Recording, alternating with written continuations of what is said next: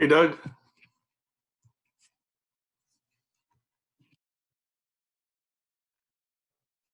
You're muted. Hello, sir. Thanks for joining today.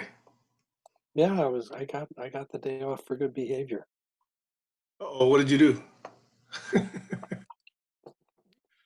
I passed on a niece and nephew's 1-year-old's birthday party where they've invited 30 people. Whoa. Yeah, and I'm not Day and time? Wow. I'm not doing that. I just heard about another incident in Michigan, a day or two ago. One of these people protesting against masks videos that gets, viralized on the internet. I don't know if you I saw don't that one. I didn't see a recent one, This is a reminder. but I'm definitely in the community when it comes to that stuff. Yeah, you and I are in that demographic where the risks start to get a little bit higher. This is a reminder. Hi, I'm going to be on camera in 5 minutes. I just lost track of time. I'm just getting ready. Hi, Stacy. Hi, you heard what I just Yes, said, right? yes.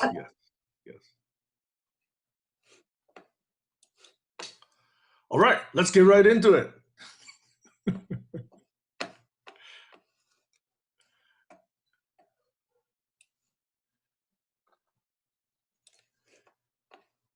By the way, I think Tyra was asking for the link for yesterday's discussion. I presume she did get it and She made it. join.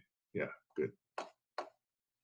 Is there, by the way, a reason that I wanted to just redo the link for yesterday, and because people seem to have had glitches with it, and I couldn't edit the pegged calendar doc at the top of the GCC site. It said That's strange. I didn't have privileges. That's strange because Colin's done it, I've done it, Tammy's done it, other people have done it, and I didn't do anything. Well, I've done it in the past. Yeah, I mean, I did it in the past, but for some reason, it wasn't letting me. You haven't changed your login on Facebook recently, have you? Not that I know of. Or associated email? No. That's usually the reason that permissions get changed is people change their emails and forget about that.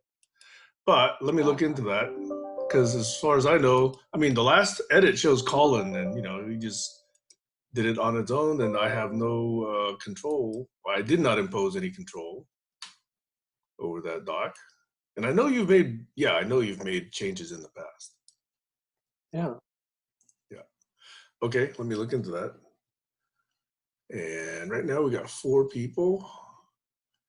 I think Kayla said she was going to join. I don't know who else.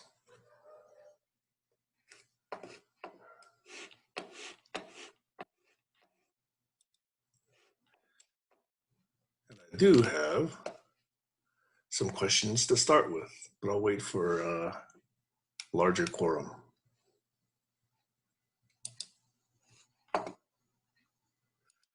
In the meantime, other than missing the birthday party, how's it going?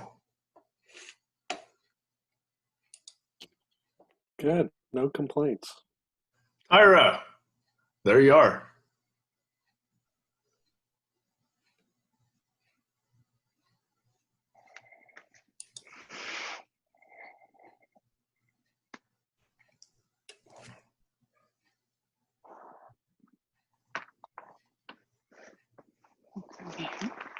Okay, so we've got Stacy. Oh, John is here. Good. I want to introduce you guys to my friend John. And John, I'll introduce you guys to my new GCC friends. Okay, great. John is one of the regulars in what has been probably a 9 or 8 year running serious conversation series that takes place Wednesday nights in Palo Alto. So John was part of a group that used to meet physically, face to face, in Bill Fenwick's house, among others, in Palo Alto on Wednesday. John used to make, an hour and a half drive all the way from Berkeley every Wednesday just to get there. Yeah, that's right. It was a good hour, and then longer if there was traffic. Yeah. I mean, I only had to drive, what, 6 miles from Sunnyvale to Palo Alto. But on Wednesday nights in the Bay Area, that would take me at least 45 to 50 minutes. And that's on a good day. You know? So, We were similar. yeah. Yeah. Another thing, I don't know if it's how relevant it will be here, but I've also worked on a number of other civic engagement projects, like the You'll San find that Jose we have, Budget Game. if Joshua attends today, John, I wanted to let you know he was also one of the organizers of part of the Occupy movement. So we have a number of people here who've been civically and socially Okay. engaged, I think, on a number of different fronts. But we'll let them Okay, introduce themselves. Ah, there's Kayla. Okay. Kayla, Stacy. We've got 1, 2, 3, 4, 5, 6, 7 already. Okay, so I have a few seed questions, but I wanted to get some consensus on whether we have quorum. I believe we either do or close to, and out of respect for people who showed up on time, I wanted to see if you guys wanted to start.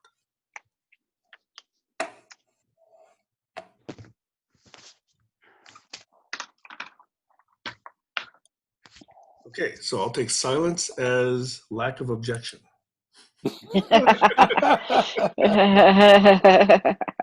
Customary to have a 10-minute waiting out of How long? whatever.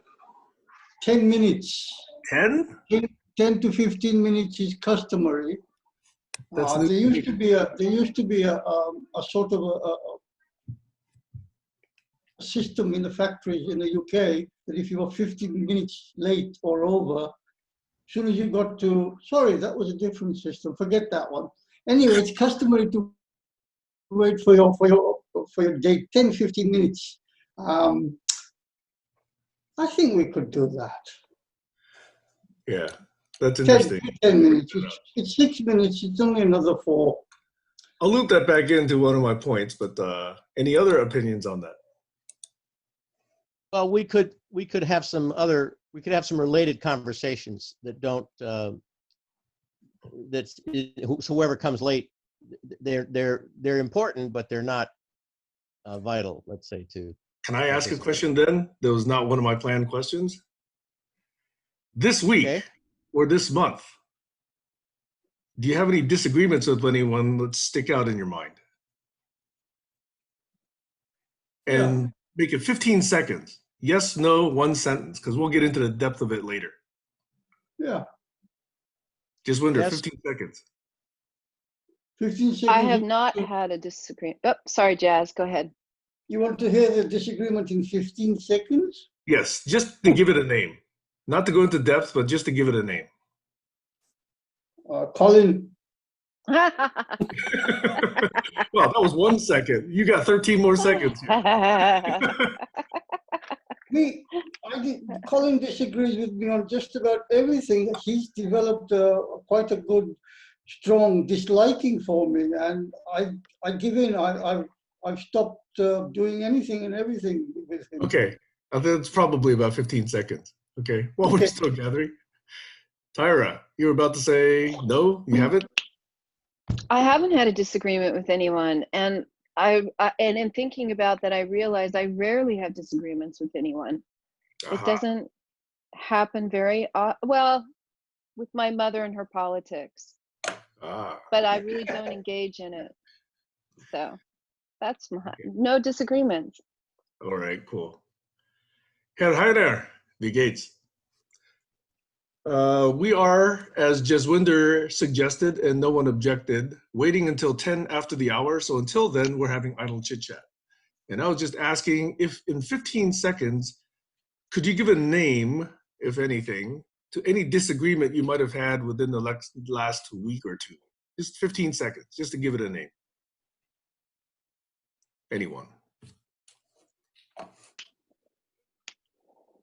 Hey, John, do you not have a video camera? Let me see if I can get it going here. Just a second. Cool. And then we'll get into introductions, and then we'll each be super impressed by who's here. Colin's here. Okay, so I have 1, 2, 3, 4, 5, 6, 7, 8, 9, 10. I can count to 10. Okay, all right. Stacy, how you been? Doing a lot of legal work that I'm not used to doing on my own, playing lawyer. I feel like I'm back in school. It's kind of fun. I can't say that about myself when I do legal work. Okay. It's kind of fun. I didn't sound like this before I got the work done. I sound like this after the work is done. Okay, I might sound like that after the work is done then, yes. All right, it is now 10 after the hour. How about I propose that we move into an introduction round? Is that okay? Anybody with another idea here? And I actually have some prepared questions. Hopefully you guys can keep this concise, because I know this is going to be action-packed. I know this, well, I feel that it's going to be action-packed. I believe it could be. So here's what I would like to seed the discussion with in the introduction round, if you would, okay? So first, a little bit of a statement, okay, and then the introduction. My personal statement, and I'll try to keep this very, very brief, is there's an implication by your presence here that agreement or disagreement has some sort of influence in your life. For me, it's that agreements are enabling and empowering, and I know that we can get into that later. So I just wanted to sort of lay that out there because it seems to have struck a nerve a little bit, particularly with some of these conversations that have been going on for about 3 years. What I'm hoping to get out of this at the end, and I know this is very ambitious because we only have a planned 2 hours here. I actually don't have a hard cutoff today because my daughter is off with her very close friend in a very small gathering with her friend's biological father. So I actually don't have a hard cutoff. But given that some of you may, I'm hoping that at the end of this session, not that we've given this a full treatise, not that we understand the theory and all the depths and everything about agreeing and disagreeing, but I'm hoping that we get a few nuggets, 1 or 2 at least for each of us, that we may be able to take away and say, let me try that. Or, that made sense. Or, that makes me look at things a different way. That's what I'm hoping for. If that happens, I'm thinking this is probably worthwhile. If you walk away with nothing other than the stuff that you came here with and you didn't learn anything, then I want to apologize in advance, okay? So that's my initial statement, and here's my request for the check-in round. Please introduce yourself and include the following items, okay? A very brief statement, whatever you feel is pertinent to this discussion, your time zone, and if you like, your actual location, but that gives a sense of where people are in their day. What do you get excited by? I'd really like to know. Are you here to teach, to learn, to be entertained, or some other reason? Have you? Yeah, I'll repeat because I do think this is I really want to know this about people. Okay, and let me just finish my last 2 questions. My last question is: have you or are you having a disagreement with anyone else that's like significant in your life? Okay, and then my last question is: what does disagreeing badly look like? So those are my initial seed questions. And if you like, I can repeat it for the first people that go. So don't feel bad if you don't remember them. Who'd like to go? And if no one speaks for 20 seconds, I'll go first. Well, I'm in the United Kingdom, time zone London, GMT, summertime currently. Why am I here? Initially, I was looking for such a group. And I did a fair amount of searching on Facebook and came across the GCC as one of them. And I joined a number of them and stayed with the GCC. I was befriended by Doug, Sam, Tammy, Harry, and others. The first couple of sessions I had with the above 4 and had a tremendous amount of input. an exchange of information. And I like the ideology and the idea of moving forward as an egalitarian group and set up something along those lines. So I've stayed ever since, and we're making some sort of inroads toward that, amongst other things. And for entertainment, it's been highly entertaining. Disagreements. Now, this is a double-sided sword, really, a disagreement. I rarely have disagreements, and I'm always of the opinion that all these situations, regardless, can be overcome sooner or later. Some can take a long time. You know, if you're in a family kind of situation, there's nowhere else to go, they can take years to resolve, if at all. I'm not normally argumentative, although I will entertain an argument and see if I can make any headway. I'm quite passionate about a number of things, and I'm quite passionate that all subjects, regardless of what they are, should be open for discussion. There are very few subjects which sometime or other one does not touch upon, even in family situations. When an emergency occurs, even the taboo subjects have to be explored extensively, or there could be something horrendous happen. Is that long enough? Is that covered most of the points? Could you just add a little bit of what does disagreeing badly look like? Well, I think the current situation between me and Colin qualifies for that one quite aptly. I'm not prepared to entertain that one much longer. If it doesn't improve, I'm just going to shut it down. If I had seen any improvements in the last couple of weeks, then I would have entertained it for longer. Now, that's a double-edged sword. From my point of view, it's not as hard or as difficult as the other party is making it. And from the other party's point of view, I'm heartless. So it's a complete mismatch. Okay, thanks, Jaswinder. Okay. Would anyone else like to go second? I'll go. Thanks, Stace. Okay, I'm in New York, and I'll start at the end because it's easier for me to remember. So disagreeing badly to me is when one or more parties are more interested in being understood than in understanding. So that's how it plays out for me. What were the other questions? I'm here for everything. I'm here to learn. I'm here for entertainment. What excites me is people. I also believe that all disagreements can be worked out. I'm very focused on the words and the way things are said and nonverbal cues and any other.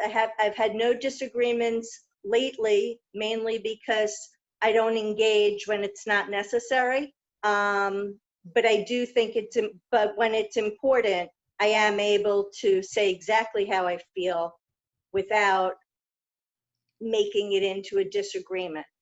And I think there are ways to do that. Did I leave anything out? No, I think that was it. Thank you. Okay. Who'd like to go next? I'll go next. Hey, John. So again, well, I'm here to both teach, learn, and be entertained, and maybe entertain. I don't know. They all sound like good reasons to show up.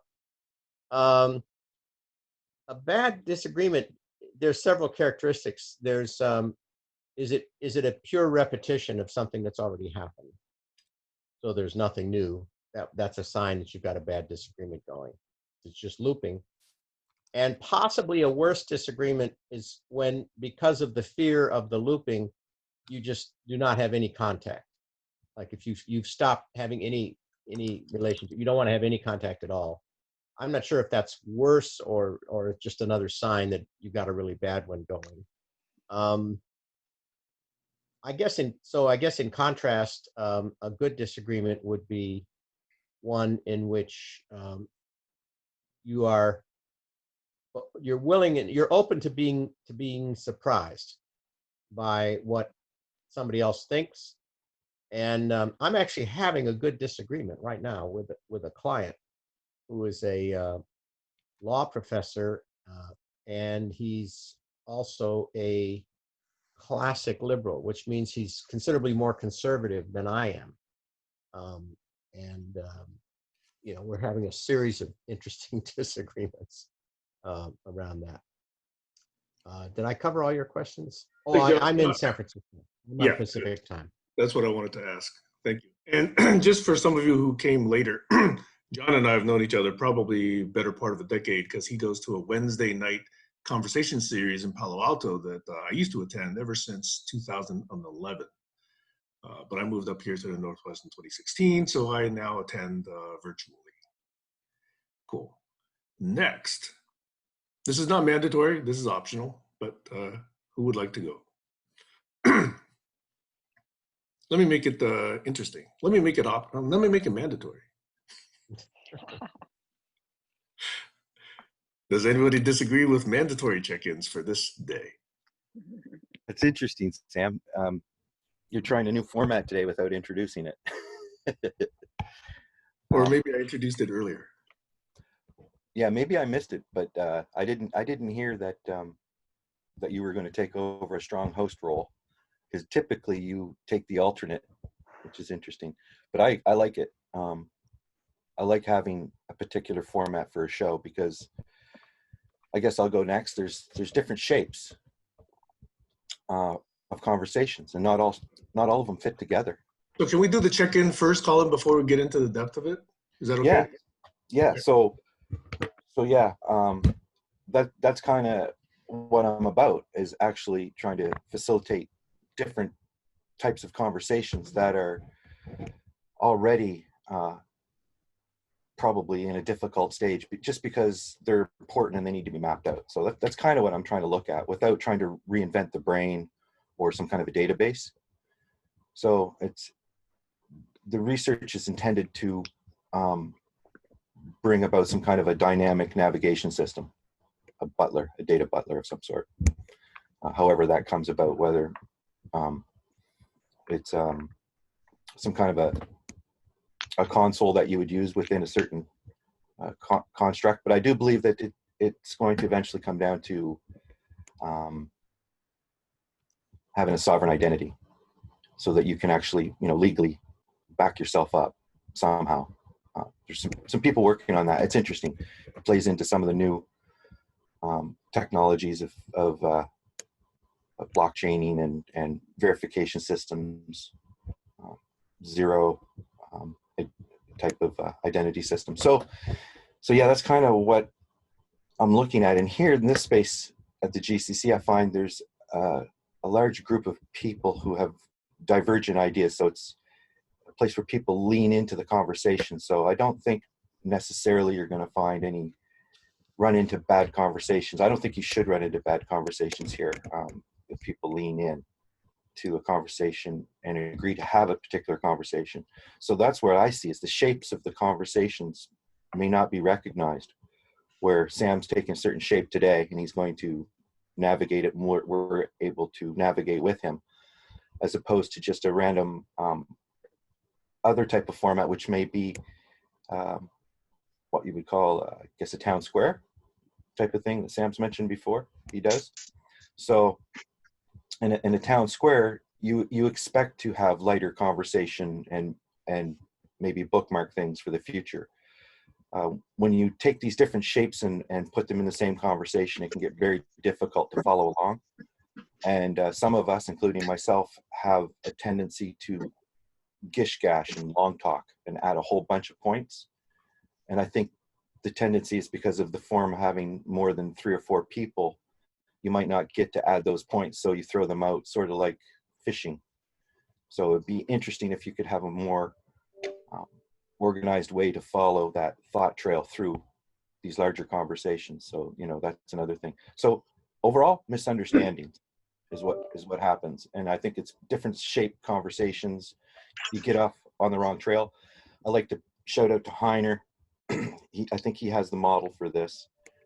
It's voices, spaces, and futures. So if you can agree on those three things before you start having your conversation, you might actually have a chance of having a really good one. And I think some people naturally can do that. In groups like this, it could be more difficult without some structure, like I encourage Sam is doing. I find it works better than shows where there's less structure. So would you say where your time zone is? It's Atlantic time zone. So Colin's in Nova Scotia for some of you. 4 hours, yeah, 4 hours away from you, Sam. I think one from Doug. Okay. 5 from Jazz. Who's next? Glenn, feel free. Hey, sorry I was a little bit late because I didn't find the link for some reason. Yeah, I'm not at home, but all quiet here. Yeah, so the time zone is 5 o'clock in the afternoon, Norwegian time. And I wrote down the points. Yeah, why am I here? Yeah, I'm here to learn, entertain, get entertained, be with some interesting people, but developing understanding general is maybe a good term to put the main reason that I'm joining these conversations, building the general understanding in the room for myself and others. What is disagreeing badly? Well, first of all, I was wondering, what is disagreement in the first place? Because on the one hand, you have a situation where people have different points of view.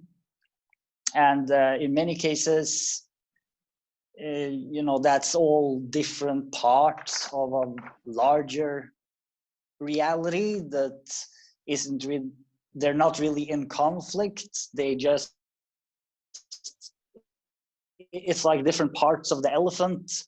And that's very often seen where, one person will talk about the importance of being free, another will talk about structure, and then I wouldn't really call that a disagreement. I would really call it an emphasis on different aspects, which, in many cases you want to balance, and then it depends on the situation, et cetera, et cetera, et cetera. So that's sort of one side of it. Then you have other situations where people are gathered together and you're supposed to do something together, and one person wants us to do this and the other wants us to do that.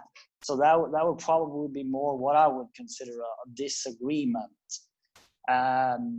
Because you kind of have to find a solution. So maybe that already presupposes that there's a team or some degree of collaboration already. So about whether I've been having a disagreement, actually the first thing that came to my mind was a little bit first I wanted to say what would be disagreeing badly. And so disagreeing badly, I pretty much would say the same John Kelly said, repetitions, it doesn't make progress. It's like a loop. It's pretty repetitive, that there isn't really a mutual understanding. In many cases, there isn't questioning, there isn't enough curiosity. It's just sort of repetitive. It's like two tape recorders. That would be the typical case. And sometimes, it can have negative effect on the relationships, and it's sort of a waste of time, I guess. I would be disagreeing badly. And then, one thing I thought about was last week, because I think maybe I had a little bit of a disagreement with the way the whole thing went, in the sense that I was sort of hoping that we would go into the topic, but I sort of felt that instead we hovered over the topic and we did it in a very similar way as before, and that we didn't really actually explore the very topic itself. So, I mean, that would sort of be what I would have been most interested in doing. So in that sense, I guess I disagreed a little bit with sort of the direction the whole thing went, but I mean, at the same time, I mean, it was a lot of valuable stuff that came out of it anyway, so it's not such a big deal. What am I excited by? When I came today, what I was excited by, sort of thinking about what to bring here, is this rule omega I've been hearing about lately. And it's basically that when somebody else speaks, I commit to assuming that there's a signal in the noise. I assume that there's something valuable and something true. If somebody says something that to me sounds disagreeable or idiotic or incomprehensible, then the rule omega would be that I commit to assuming there is some truth there, and then I will explore until I find it.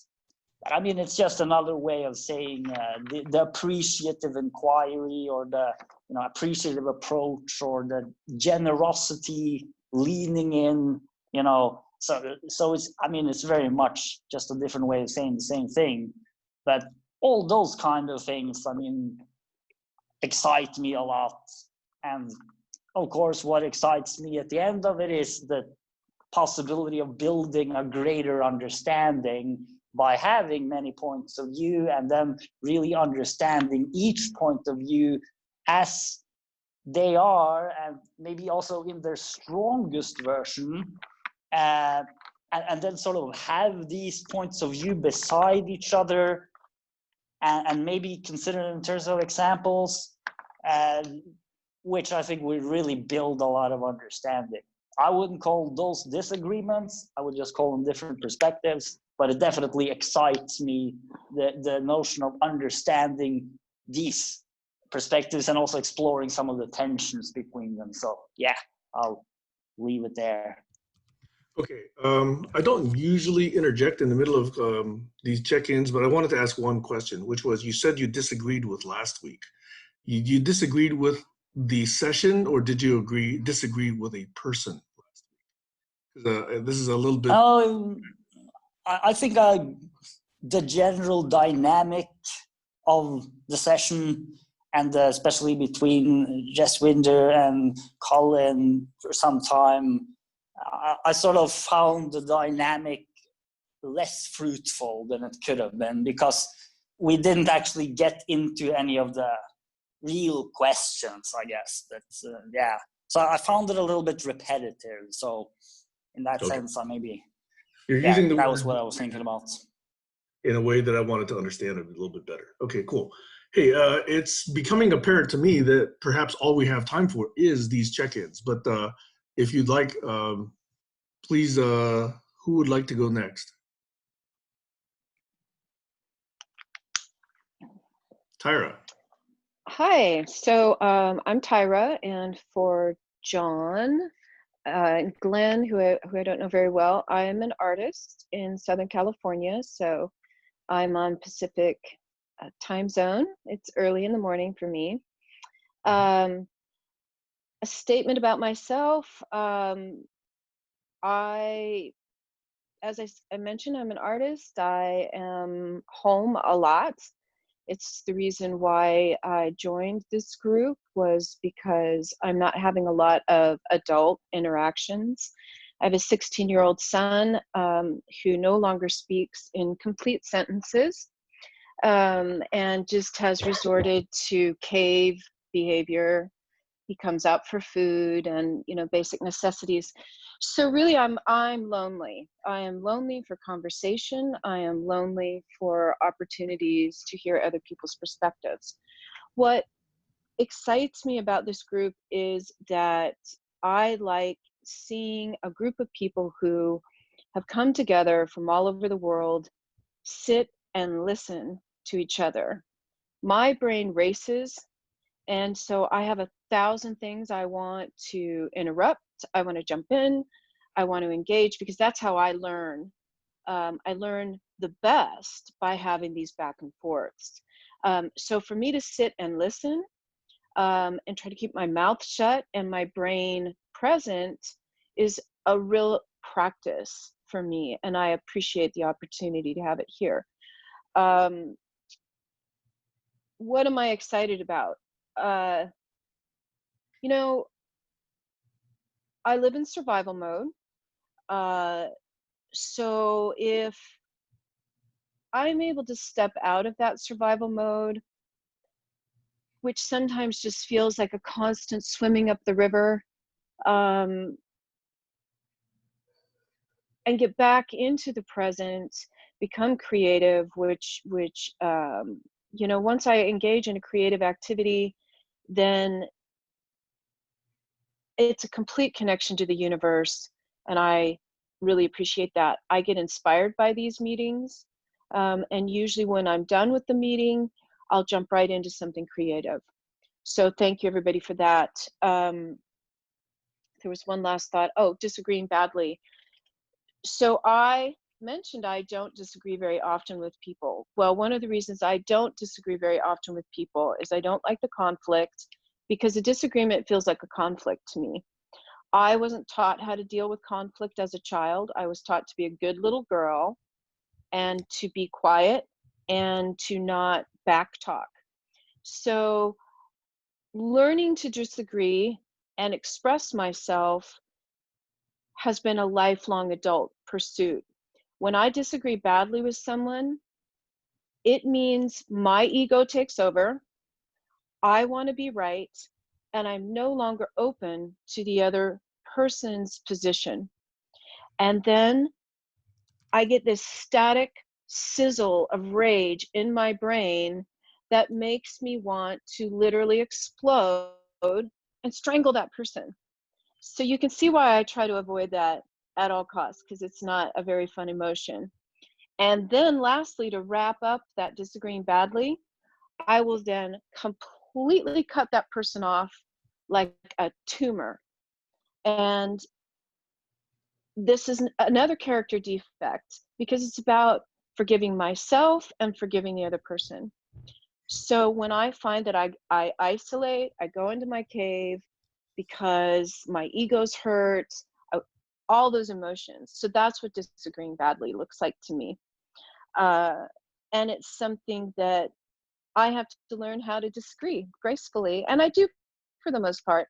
But a lot of times, I set aside my own thoughts, feelings, because I don't want that conflict. Thanks. Thanks, Tyra. A lot. Anyone else? I think it's Doug, Kayla, myself. Doug did not go. Are we checking in, or are we talking about disagreeing badly? Kayla, I had asked a series of questions for the check-in round, and they go like this. Sorry. What time zone are you in? And if you like, talk about exactly where in that time zone. Are you here to teach, to learn, to be entertained, or some other reason? Have you had a disagreement recently with someone close to you? And what does disagreeing badly look like? Those are my suggested check-in questions. Great. So I am in the Pacific time zone. I'm here in California, Southern California to be exact. I'm here. This is my morning coffee. Some of you drink coffee.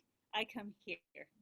So because you guys start my morning weekends with a lot of wonderful things in my brain. I didn't have a disagreement with somebody, but I have something pertaining to disagreements. So I'll give you an example of that. My ex-husband, I divorced him for a reason. But one of the big reasons is because, like, we have a really hard time agreeing to disagree. I mean, oops, hold on, okay? We got a dog here. So you might hear a bunch of barking. But so our arguments used to get really bad, and it used to go on and on and on and on and on. And it was awful and exhausting, and it sucked. And what really sucked about it is, the kids were watching, and that's just not good when it's toxic and other people are involved. And B, I mean, I used to get really anxious about disagreeing, and I did not know how to articulate it with him. And I felt like I was being bullied. I felt like this was going round and round and round. It's like I felt like there was nothing I could say, even like, hey, can we just take a break and just smile or do something to just, stop this toxicity? And he couldn't. And so I did a lot of self-reflection because of that. Like, well, maybe it is me. Just because I, by nature, am a person who likes peace, who likes love. I try not to engage in a lot of toxic conflicts, but I do have the strength to stand up for myself. I do have my own opinions. I believe I have the right to have my own opinion. I believe I have the right to be heard. And, this agreeing to disagree, I think, is a brilliant topic because everyone can learn and benefit from it. Um, and it just makes me sad that we can't communicate often with the ones that are closest to us because of these, because of these problems, if that makes any sense. So yeah, that's how I feel about disagreeing. There's got to be a better way to agree to disagree. Okay. Hey, Alex, welcome. Alex, just to give you context, we're in the, I think the last third or quarter of the check-in round. And the suggested questions for the check-in round are, what time zone are you in? Are you here to teach, to learn, to be entertained, or some other reason? Have you had a disagreement recently with someone close to you? And what does disagreeing badly look like? So if you like, those are optional. And Doug and I don't know who else, have not yet gone, and you.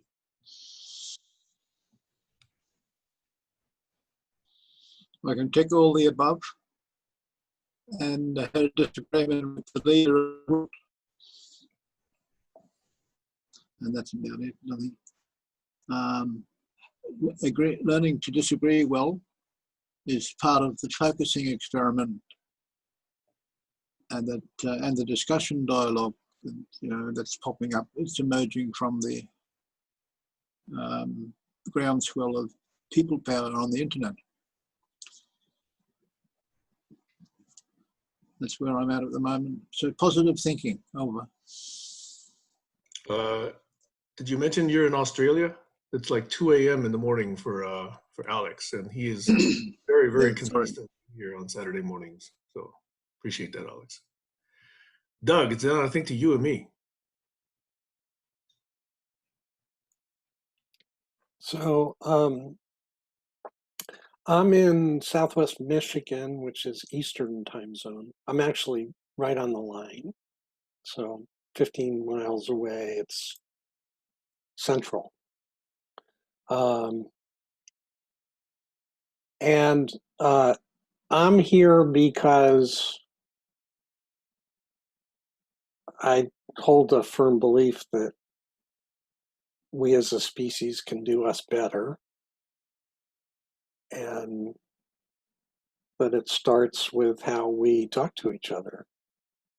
And this is a place where there's an opportunity to figure out how to do this differently. And specifically today, because I got time off for good behavior, Saturdays are, as most of you know, I do 3 days a week of GCCs, and Saturdays usually have my wife's name on them. And today, my niece and nephew, their 1-year-old's birthday is happening. And I'm in Michigan, I'm in Red Hat territory. So that sort of is a contextual qualifier. And they're having like 30 people over, and I'm not one of them. So I get to be here, and hope that my wife and my son, who's staying with us from LA currently to escape what's going on in LA, um, do not come back with anything. So it's a pleasure to be in, Sam, in your domain for a change. It's been quite a while for me. So on the disagreements meme, I don't have any disagreements with anyone.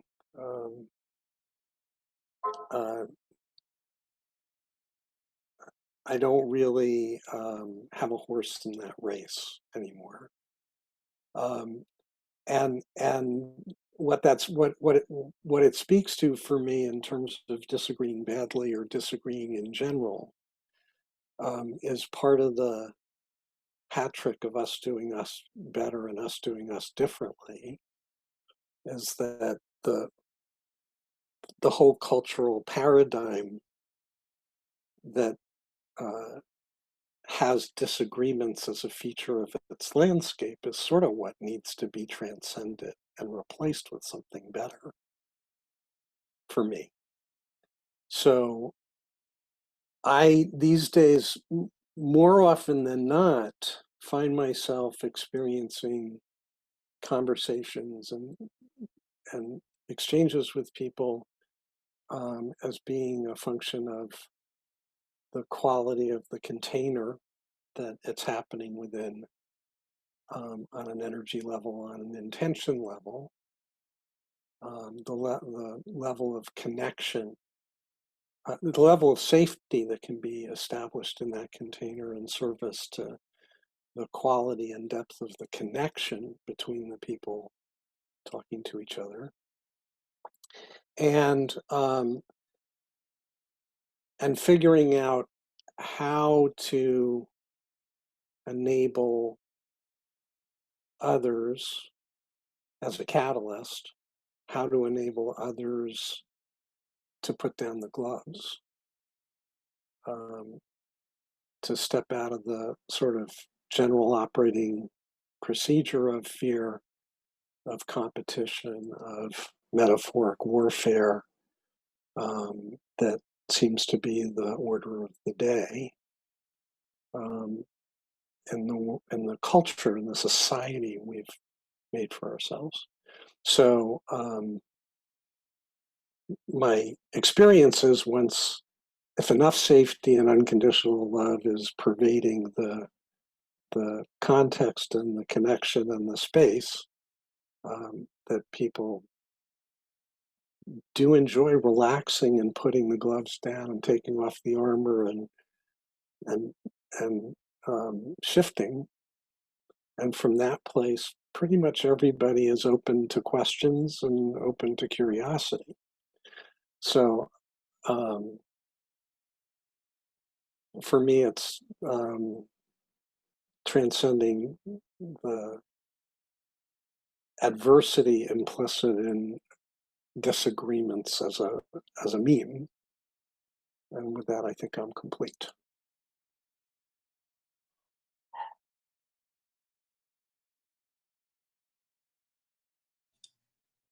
Sorry, I was on mute. I've noticed that we've lost Heiner. It would have been great to hear from Heiner. So I guess I'm the only one left who hasn't checked in. So unless there's someone else, I'll go next. I find myself a little bit surprised already by what I'm hearing, because for me, disagreement has been almost a constant component of my life. I came to the US when I was 5, and I was Asian. Well, still am. And in Asian culture, it is almost never permitted to disagree with someone older than you are. So you must hold your tongue. You must respect the opinions of those who are older than you, and especially if they're your parents or, you know, part of your ancestral tree. So I find that fascinating. I came to the United States and was immediately faced with a lot of areas where I didn't understand, which then potentially, in many cases, led to disagreements. Like, you know, the silliest things, you know, why would we eat dark eggs? You know, why would we eat warm food in the morning, like rice? Um, so little things just pervaded all my interactions with people. And so I find that this has given me always a kind of a perspective on how to look at differences and how to look at differences in a This is way. reminder. Take meds. Sorry, that's Amazon here.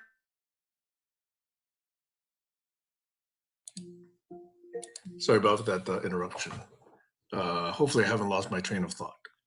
So anyway, I was saying that disagreement and bumping up against differences has always been a part of my life.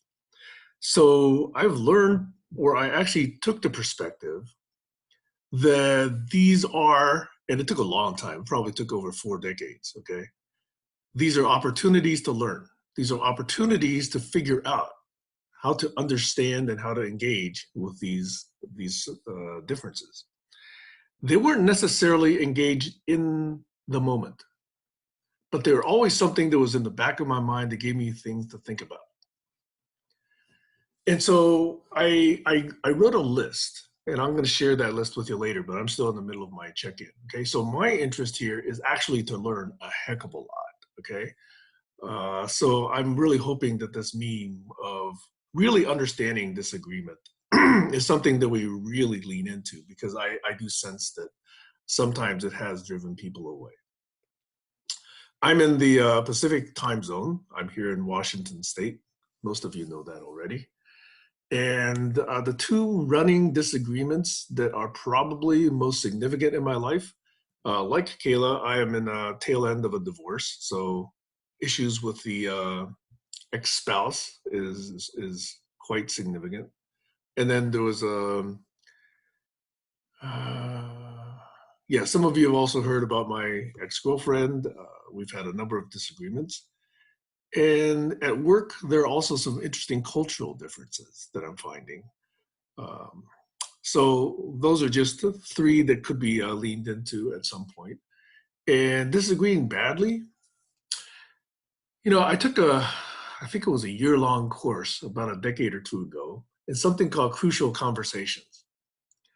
And Crucial Conversations presented a very good framework for how you look at these moments. And there were usually 3 elements in play.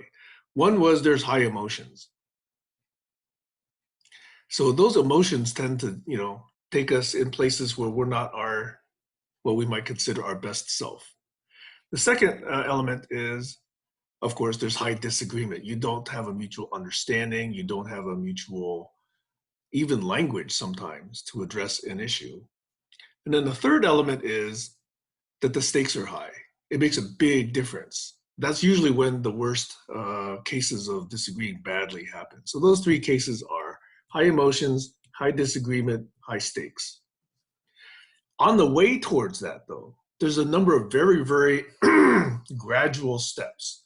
And I came up with the following words. I'm just kind of transitioning a bit from my check-in to the actual meet, and I'm hoping that's okay?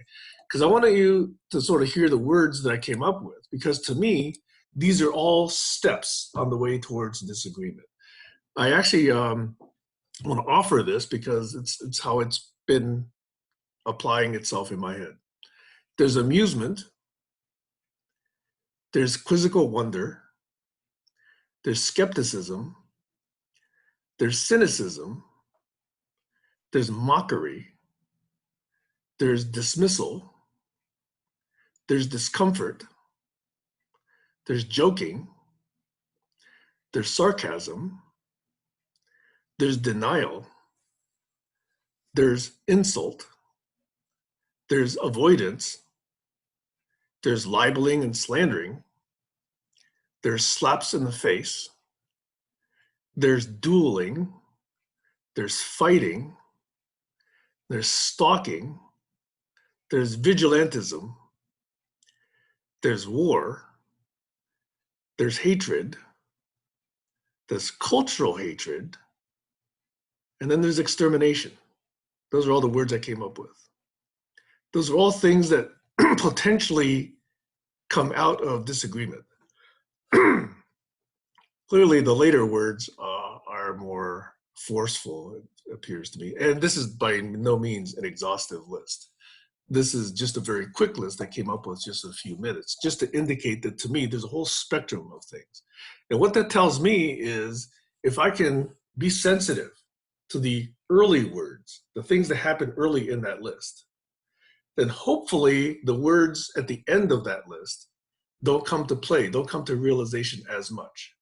So that to me is what it means to disagree well, is to sort of stave off those more negative, those more high violence, those more harmful behaviors. Because to me, it almost doesn't matter to me what a disagreement is. It matters to me what the behavior is. It matters to me how you behave in that disagreement. Because so long as you're behaving well, there's still room for exploring whatever is at play. So the other notion that Carrie Patterson introduced in this Crucial Conversations book is that between us, hopefully there's a clear pool of meaning.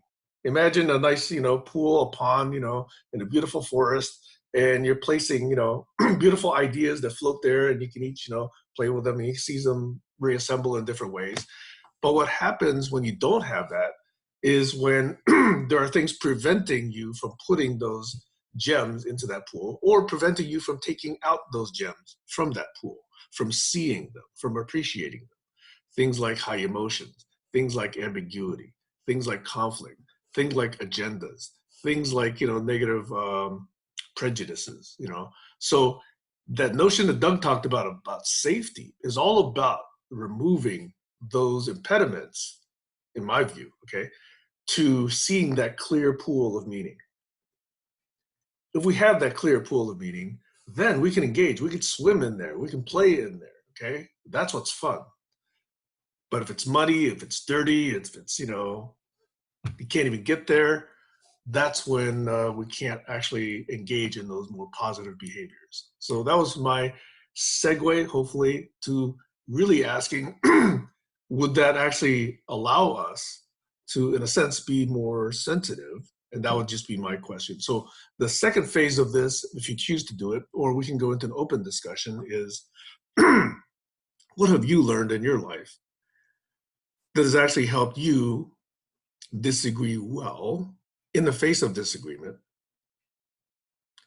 Or what have you seen others offer you or are offering you that you don't quite yet get? Over. One of the things that I recognize after listening to everybody speak is that, I think I'm pretty good at disagreements, but I recognize that it's because when I grew up, there were two things that were present. One is that my family, we were very equal, sort of. So I was able to say anything within my home that I wanted to say. But the other side of that was I learned that when I didn't agree, he would walk away. So he would walk away.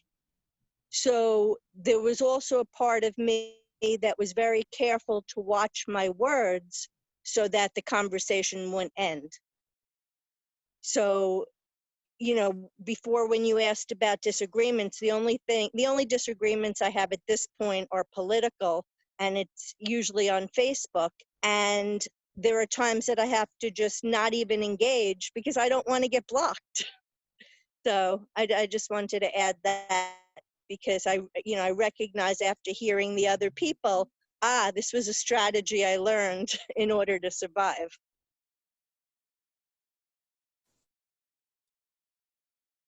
Thanks, Stacy. Tyra? Can I? Who's next? Tyra, then Alex. Me first or Alex? Tyra, then Alex. Okay. Yeah, I wanted to tag on to what Stacy's saying. Those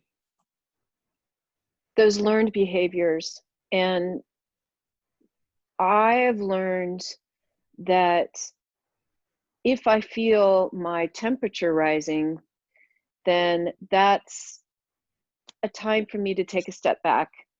And I have only lost my temper maybe a handful of times in my 52 years. And I don't like it. I don't like the way it makes me feel. I don't enjoy the way I always have to come back around and apologize. And so I've learned where I don't want to go. And I think that's a really valuable tool. I know where the line in the sand is for me when it comes to disagreeing badly. And when I cross that line with myself, then it's going to be something that will haunt me, or I will obsess over it and I'll replay it 1,000 times in my mind, trying to figure out how I could have handled it differently. And I'll even talk to other people about it. I had this disagreement and so said this, and like I'm trying to get my team so that I feel even better about my disagreement. And I don't do that anymore. I don't need to go down any of those roads. I feel like I've gained a lot of patience and self-understanding about that. Now, what I really admire was we had the meeting yesterday with Gertrude, and I really admired how she was able to navigate that just with the truth. Stick with the truth. What are the facts here? This is the format. These are the facts. And that brings those tempers down. That brings us back to a baseline that both parties can agree on. And I can also I really know when I get that sense of ego and needing to be right. So I'm able to do a pretty good check-in with myself. And I'm like you, Doug. I think I feel like I'm like you in as much as I don't have room for that in my life anymore. I just don't. It drains me physically, and I would much rather reserve that energy for a different experience with people. Thanks. That's it. Over the years, I've said things on the chat session that I've regretted. And I've typed it in and pushed post, and then thought to myself, shit, that's not the sort of thing you should say to anyone. It was judgmental, and so having that moment to think about what you're going to reply with before you do, it's a great way to improve your ability to have agreements. So that's the difficulty with having upfront, instantaneous face-to-face conversations. Because once whatever comes out, and that you've said it, then it's too late to take it back. So that's an issue you have to confront with yourself before you can, let the party rip, sort of, so to speak, over. Thanks, Alex. Yeah. So, Glenn? did you say? Oh, Glenn, then Colin? Oh, who was?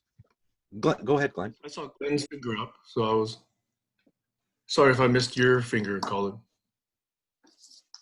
Okay, yeah. Yeah, a lot of exciting stuff here. Well, first of all, when I listened to Doug say he doesn't really disagree with anyone, I noticed there is a part of me who feels that way. It's all good.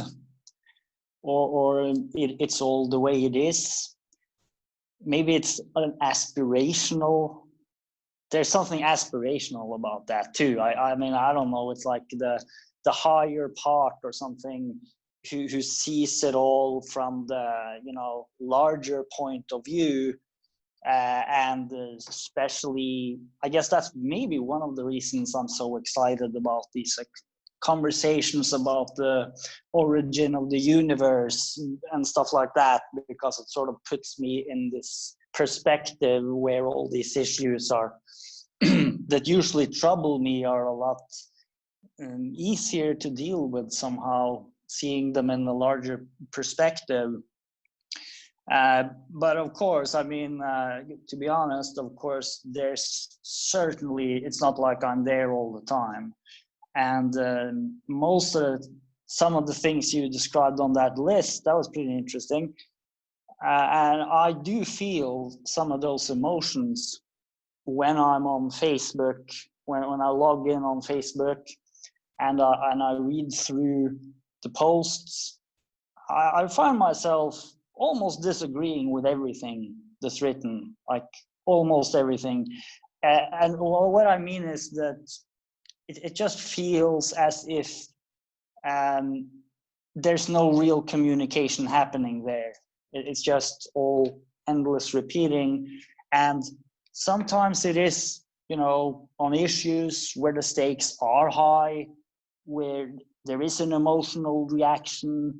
For example, I feel very strongly that humanity has these mimetic parasites that sort of create false divisions between us, and that Facebook, for example, is this place where these parasites are just propagating intensively, and in most of those cases I just don't answer. I don't get involved, and I think that's probably the best thing. Sometimes I do, and then I write something fairly long, and then I have to follow it up, and that can be interesting. I mean, that certainly at least activates. So one thing I have learned, that was a good question. What have you learned? Well, about that, I've learned one thing that was pretty interesting, that sometimes when I'm in a thread, sticking to the Facebook thing, and then I see that somebody has answered, but I haven't yet seen what they've answered. Am I looking forward to seeing what they've written, or do I get this sense of dread in my stomach? That's a very interesting one, because the times when I feel that's like a clear signal that I'm not in a very productive conversation. But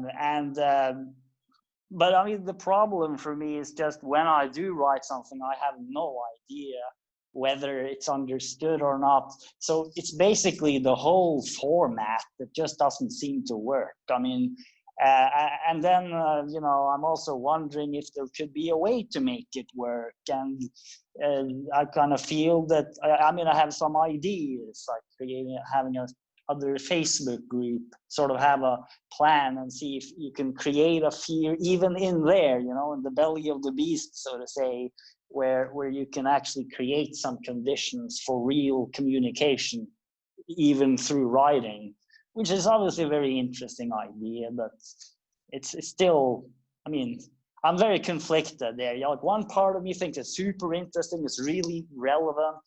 Another part of me, it's really just, I don't want to get into, that whole mess. But and it's so time consuming, etc. And it drains me of a lot of energy, when it doesn't work. So, and it's all because of this sense of misunderstandings that are totally unnecessary. So yeah, that was a few things. But I also wanted to share to this, what have you learned, which is more to do with the face-to-face conversations. When I was younger, I used to get into arguments with both my parents on many occasions, and I was pretty argumentative. And when somebody said something, I felt they were omitting something important, I would, really come in there. And I really learned that in so many cases, it's not necessary to protest against what somebody says, and it's so much better to just try to understand them and connect with them, and that's a lot easier face to face. Of course, the problem face to face is you're usually in a situation with limited time, and it's very seldom it's actually a context where you can explore these big topics like we're doing here. So I feel that these conversations are one of those very few contexts I'm in where it's really this wide range of topics that we can explore relatively freely. So yeah, Doug has something to say. I think that covered most of what I wanted to. Doug? Was there And then somebody? myself. Was there somebody before me, or no? I didn't notice, but Okay. I will raise my hand after you. Okay. Go ahead, Doug. No, Oh, sorry, Colin. I had thought his hand. Colin had his hand up before. Yeah. Colin had his hand up. I And then forgot, sorry. Colin, I'll go after you. Right. Yeah, if you feel your flow is with Glenn's, I think mine is as well. If it's not short, I'll go first. No, go ahead. Okay, so yeah, this theme of disagreeing better and understanding, it's kind of at the heart of I think what you got to get right in having our conversations or any conversations.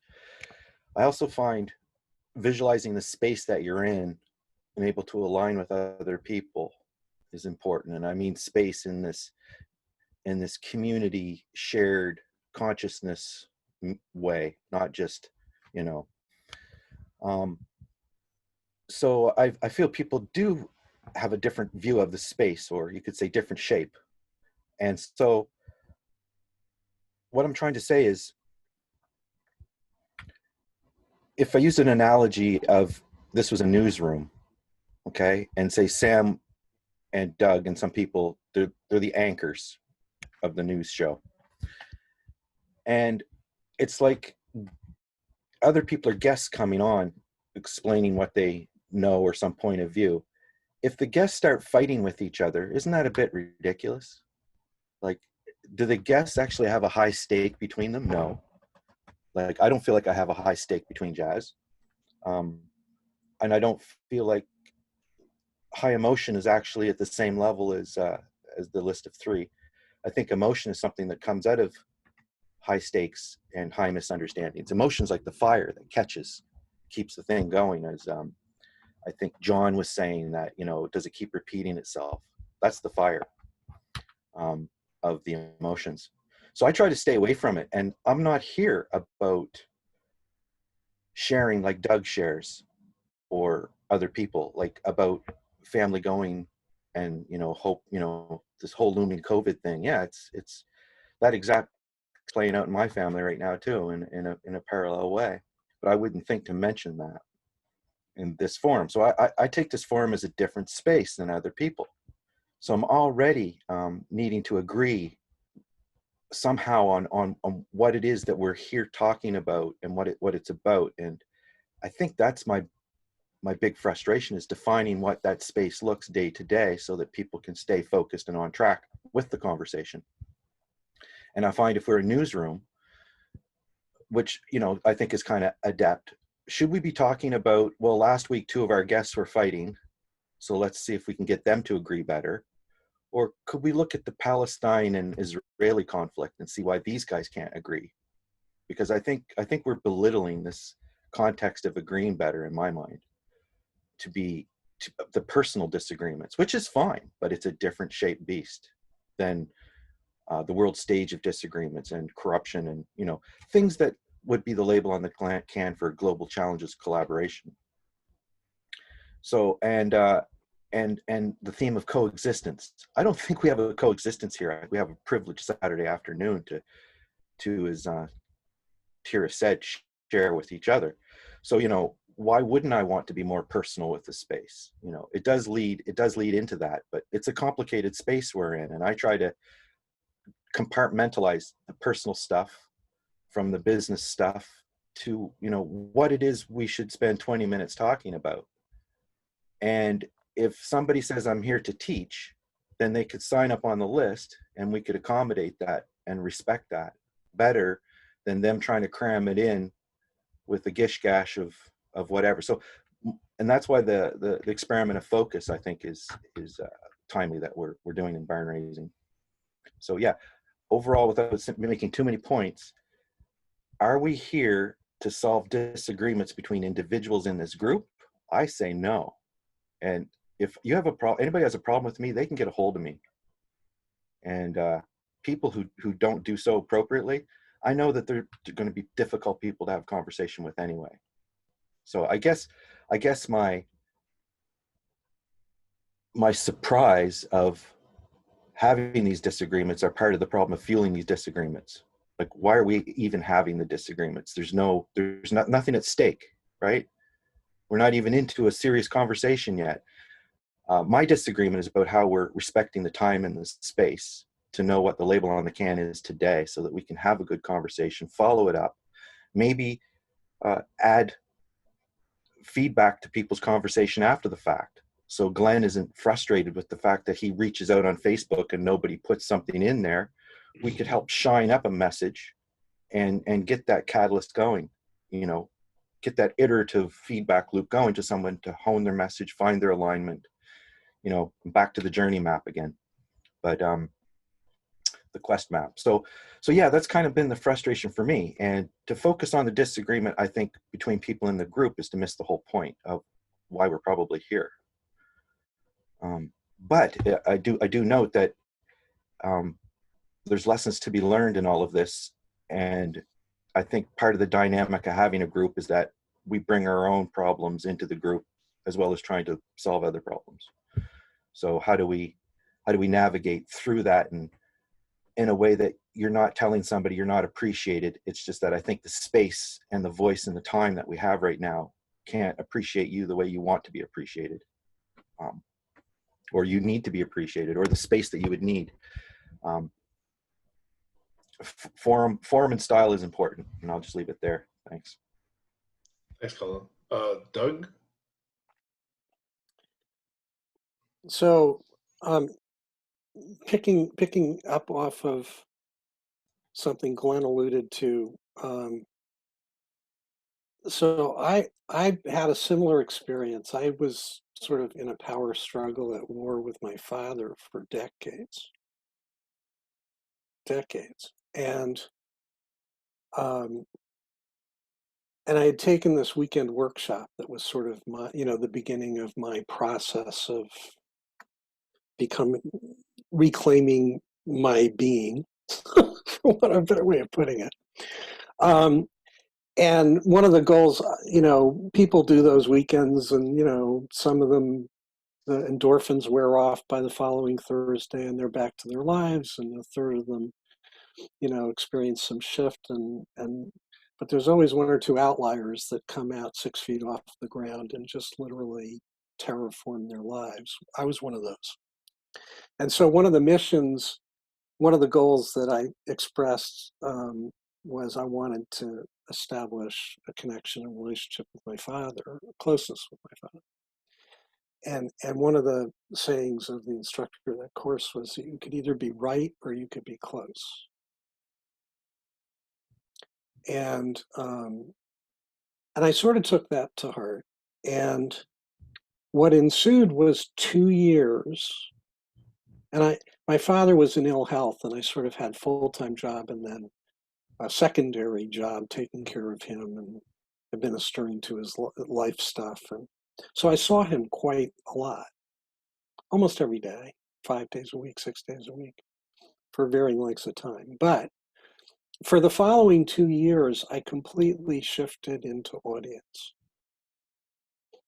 And what I mean by that is being 100% present and paying 100% attention to what he had to say, but not doing what I was doing before, not being reactive, just receiving. And my father was not one to be interested in other people's voices, didn't have a lot of use for that. And in his professional life, people came to him and for what he had to share for them. So I was audience for 2 years. And almost 2 years to the day, he said something. And he looked at me and he said, "What do you think?" Now, as far as I know, that was the first time in that man's life he had ever asked somebody else for their opinion about anything, ever. And so I picked my jaw off the floor. And I told him what I thought. And that launched the beginning of his and my actually being in connection and having a relationship, as in relating to each other. And with a level of closeness and intimacy spelt into me see that had never been there before and was unprecedented. And out the back end of that, true conversation, true sharing back and forth, inquiring back and forth, comparing back and forth about whatever the subject was, whatever the agenda was, whatever the topic was. So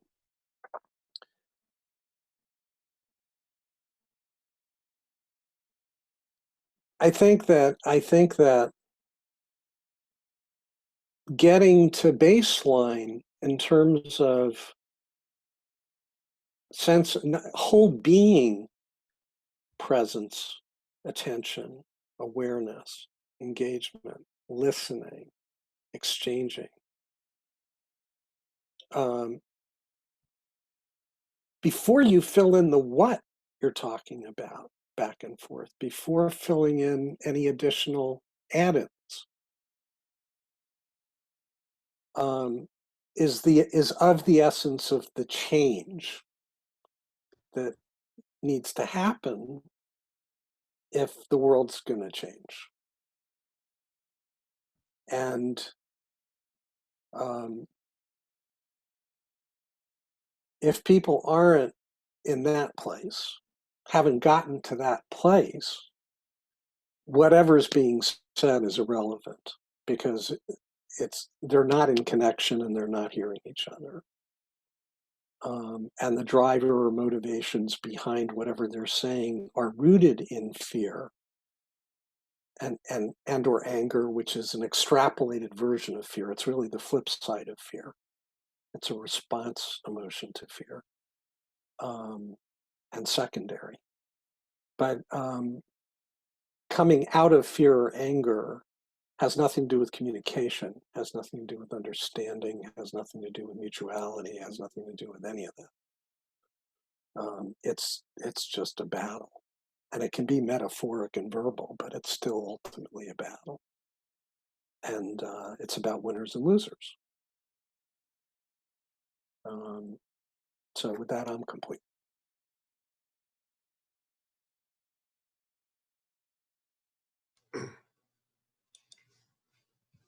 Tyra, I saw you had your hand up. Is that okay if I follow up and then go you?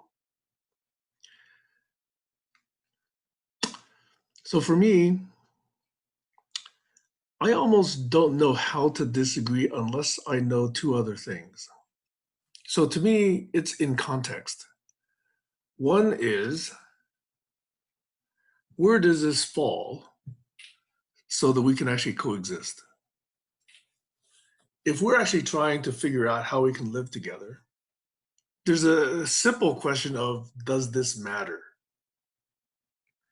And it sounds so simple, but I'm not sure that it is. It's really not. Because Related, and I'm going to draw a triangle here, okay? There's coexistence at one corner. There's agreement or disagreement at another corner. And then the third quarter is this focus idea. Now, focus is an interesting thing that we've been playing around with in Saturdays for about 3 or 4 months. And it's because after a while, we all felt that focus was going to help us in, making this time more effective. And this is just one opinion, but it seemed to be quite widely shared. So I come back to the idea of, if I know that what I'm thinking is a disagreement with what has just been said, but it's not really germane to the focus at hand, then I have a judgment. I have an action decision to make. Do I really want to register that disagreement? Or do I say, it's okay, I don't actually have to follow it up, or it is kind of important, so let me park it somewhere for a later discussion. Or, oh, it's so important that it will affect the outcome of this, discussion on this particular focus, and that therefore I do have to myself a responsibility, and perhaps to the group, in fact, to bring it up because it's germane. So I think that's an assessment that, I try to do internally. And so let me just give you 2 examples. One example is in a forum where everything goes, everything can be discussed, it's not got a particular focus at all. And in those cases, disagreement is probably, for me, unnecessary. I'm just, hearing ideas come and go, and there's nothing really to disagree with. In another context, there's something that is driving my participation, my time, my energy, my attention, my creativity. And there's something that feels like it wants to come to being. And if those disagreements detract from that co-creation, which I hope to achieve, then I think that understanding that disagreement and either dealing with it or putting it aside for later handling is a decision that I have to make. So in the context of GCC, to me, the focus has always been big. The focus has always been global. The focus has always been, how can we have potentially global impact? I know that that's not the case for everyone, but it is for me. So I'm always wondering, okay, so what does this have to do with the barn that we're creating? Or what does this have to do with agreements that we're able to make or not make? Or what does this have to do with a particular foundation that we want to lay? And it's always with that context that I'm trying to figure out, do I disagree or do I agree? So that little triangle to me is pertinent, because without it, I think agreeing or disagreeing becomes a very personal issue. And that drives me to my next point, which is this notion of me and we. I hate the stereotype, but I do believe there's some aspect of truth to it, which is there's some cultures which are more, let's say, community aware, and some cultures which are much more personal and independence aware. To me, I see that we've gone a long ways from what used to be thousands of years ago dictatorships, where one person decided what goes for everybody, okay? Then there evolved another model where we ideally want to involve everybody, but that was impractical due to the communication difficulties. So the idea of representation came about. And so now there are representatives, a small group that tries to decide what is good for everybody. And we've seen limitations to that model also. What I think we're on the path towards is a better model where we have a better group mind. We have small group minds in these representations, representative forms of social society. But today we have the capability to make that much, much better. We have the capability to listen on a much grander scale, to consider on a grander scale. Each of us is processing more information on a day basis than someone did 100 years ago in their entire lifetime. There's just that much floating around.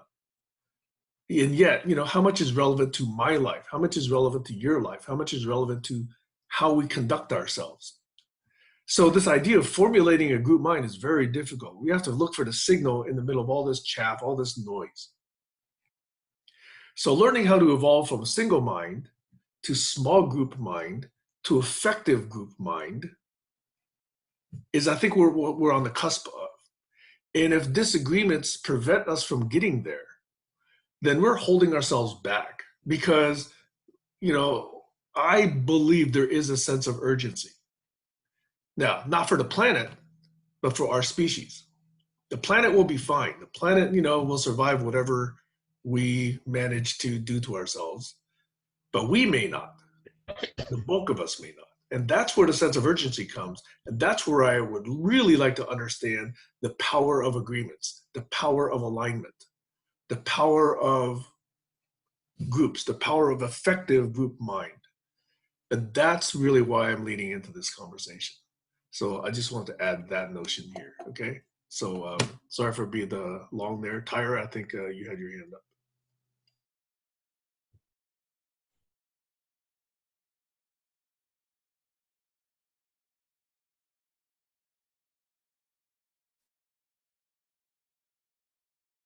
This is just a short comment.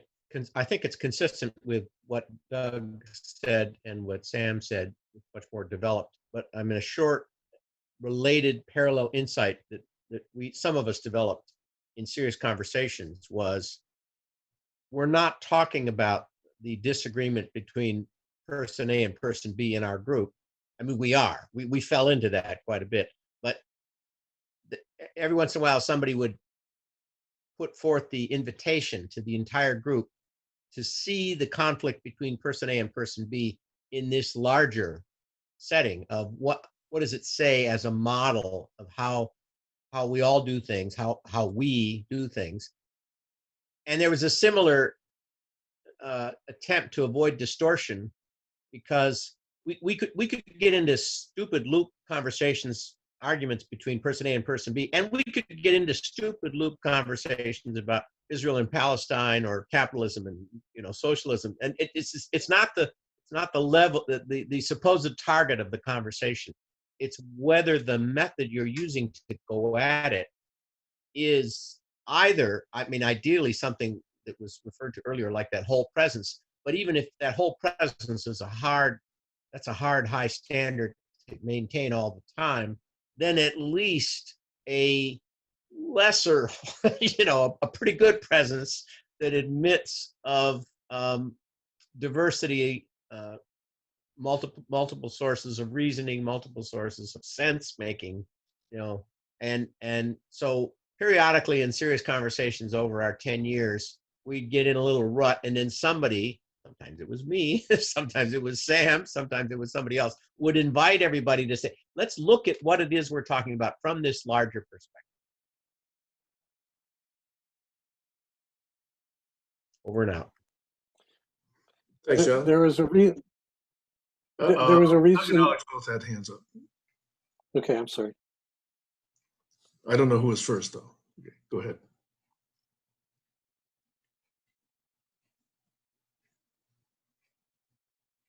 Why don't we do Doug and Alex then?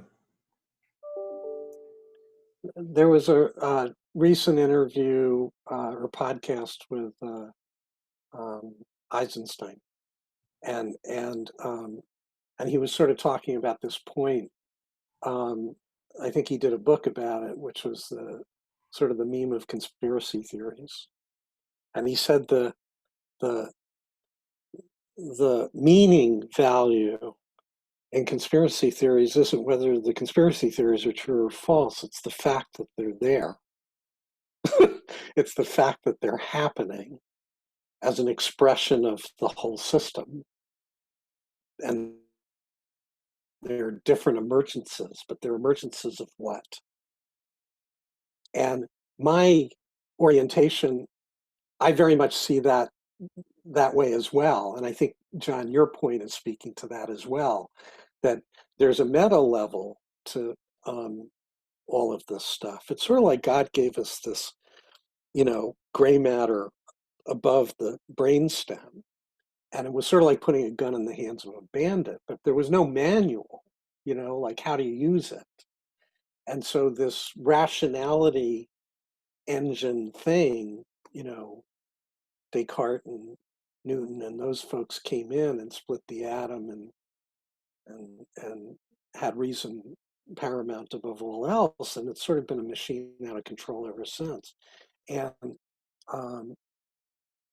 but I think the meta dimension of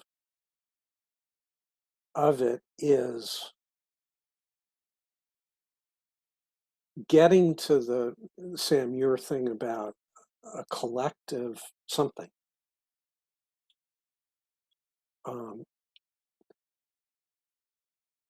Achieving that difference has to be with a different modality, like a different paradigm and orientation to the doing of it, the living of it, the experience of it, on a meta level. So the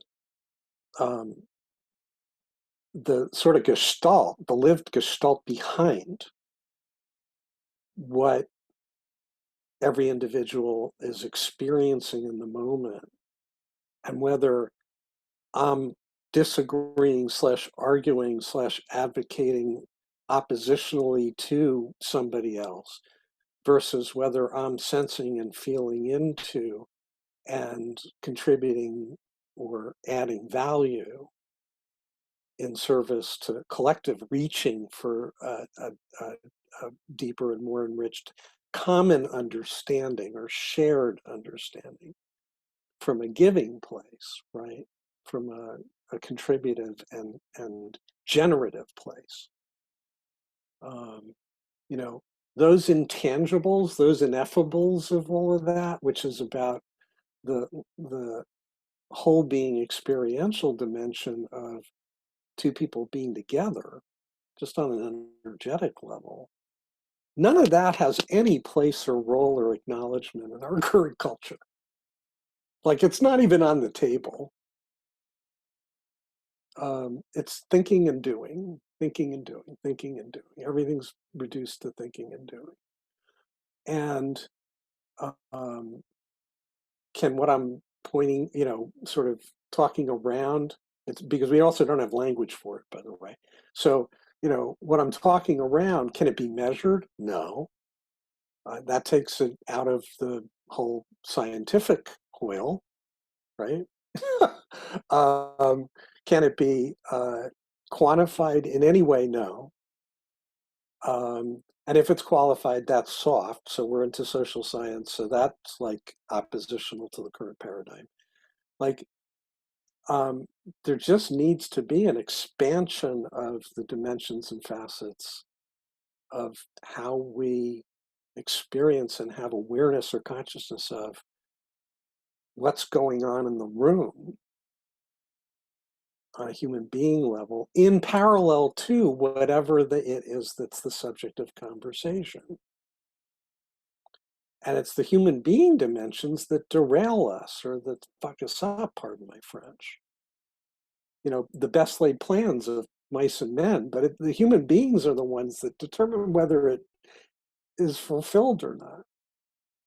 You know, whether it achieves what it aspires to pursue or not. And that part just, you know, generally isn't part of the equation. I'm complete. Alex, then Colin. There's a part of the picture that you get when you step back and look from a distance. You see the bigger picture, and if you don't do it regularly, you can tend to be focused on your agenda. And everybody's coming with an agenda of some description. And if you're unable to put your agenda aside for a moment or to integrate it with the people you're working with, you'll continually have this conflict, because we're human beings, our egos and nature is in there. We're all trying to achieve success of our own as well as help the tribe succeed. So that we've got those issues that we're dealing with. Those organisms that adapt and grow have some stronger than others. It's in a larger system, we've got people, some smarter than others, and they change and adapt and grow. Some die. So the ones that succeed are the ones that are smartest, the ones that have been able to adapt better than the others and handle conflicts better than the others and resolve confrontations in a peaceful manner that allows us to move forward without resource destruction in a sustainable manner, in other words. And that's enough for me for now. Over. Thanks, Alex. Colin? Yeah, back to the beating the same drum about the context of the space that we're in, and also trying to take the meta or the abstract and bring it to the concrete examples that can be shared. If it's a group argument in a conversation community where people disagree, and the group decides that, let's dissect where this disagreement came from for a lesson learned, then that may be a valuable exercise. For those two people to continue to, bark up the wrong tree, I think is insanity. And so, yeah, with that's kind of a distraction. And so I'm hoping that we won't see much more of that. But I do take to the point where it doesn't matter if you're talking about personal issues or if you're talking about political world issues, that people can fall into that rabbit trail or rabbit hole. And that's why not only is the space important, but if you choose to talk about and have that as your pet project, Palestine thing, as Alex says, and that's your agenda, then that's your agenda. That's what you want to work at. And so, we're here to help support that. And I don't think helping people identify what an agenda or what could be most useful is a bad thing. And that's my mode. Where Doug's mode is way more personal. And I would say to abstract what Doug is saying to bring it to fruition is that, Kayla should get to decide who are the people who are the ambassadors for different countries. If Kayla doesn't decide that they're able to be an ambassador to discuss things, then they're out. But these people who are discussing world issues, they're not. I don't think they're trying to absorb into each other's personal backgrounds and understand one another. And I think John said as well, like, how can we get to a place where we have the tools to have a good enough background?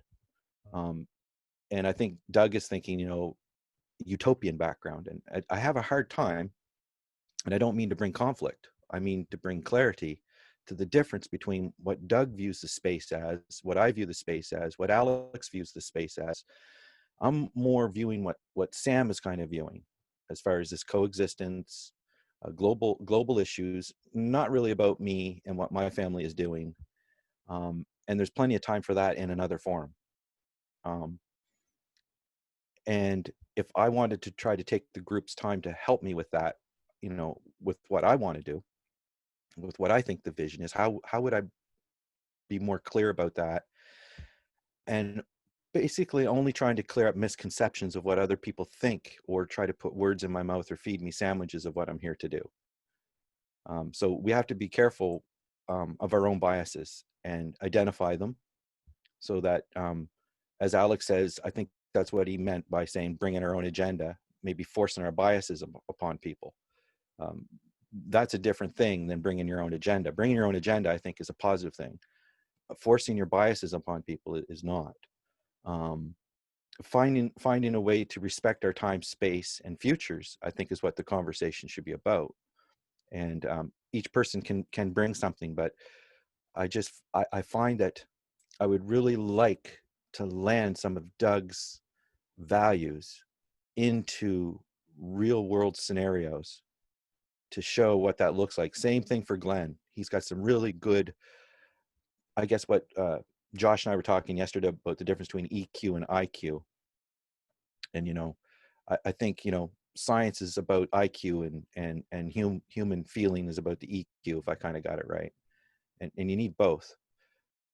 So without going much longer, without knowing what each person brings and then adjusting to their space to facilitate them, I think we're just going to be cross-talking and sniffing tails.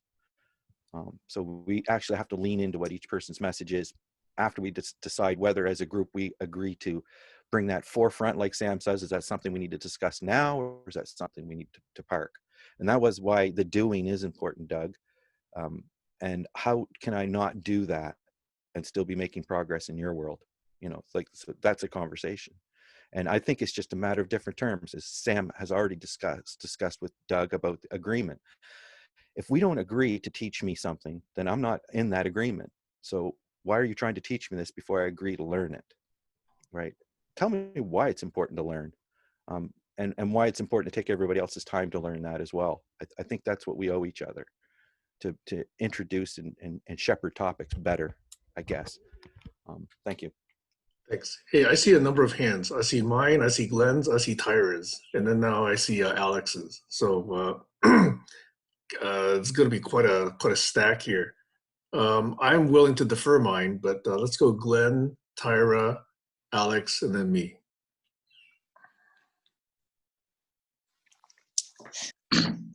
Okay, yeah, it was a lot of things that came up as I've been listening here, and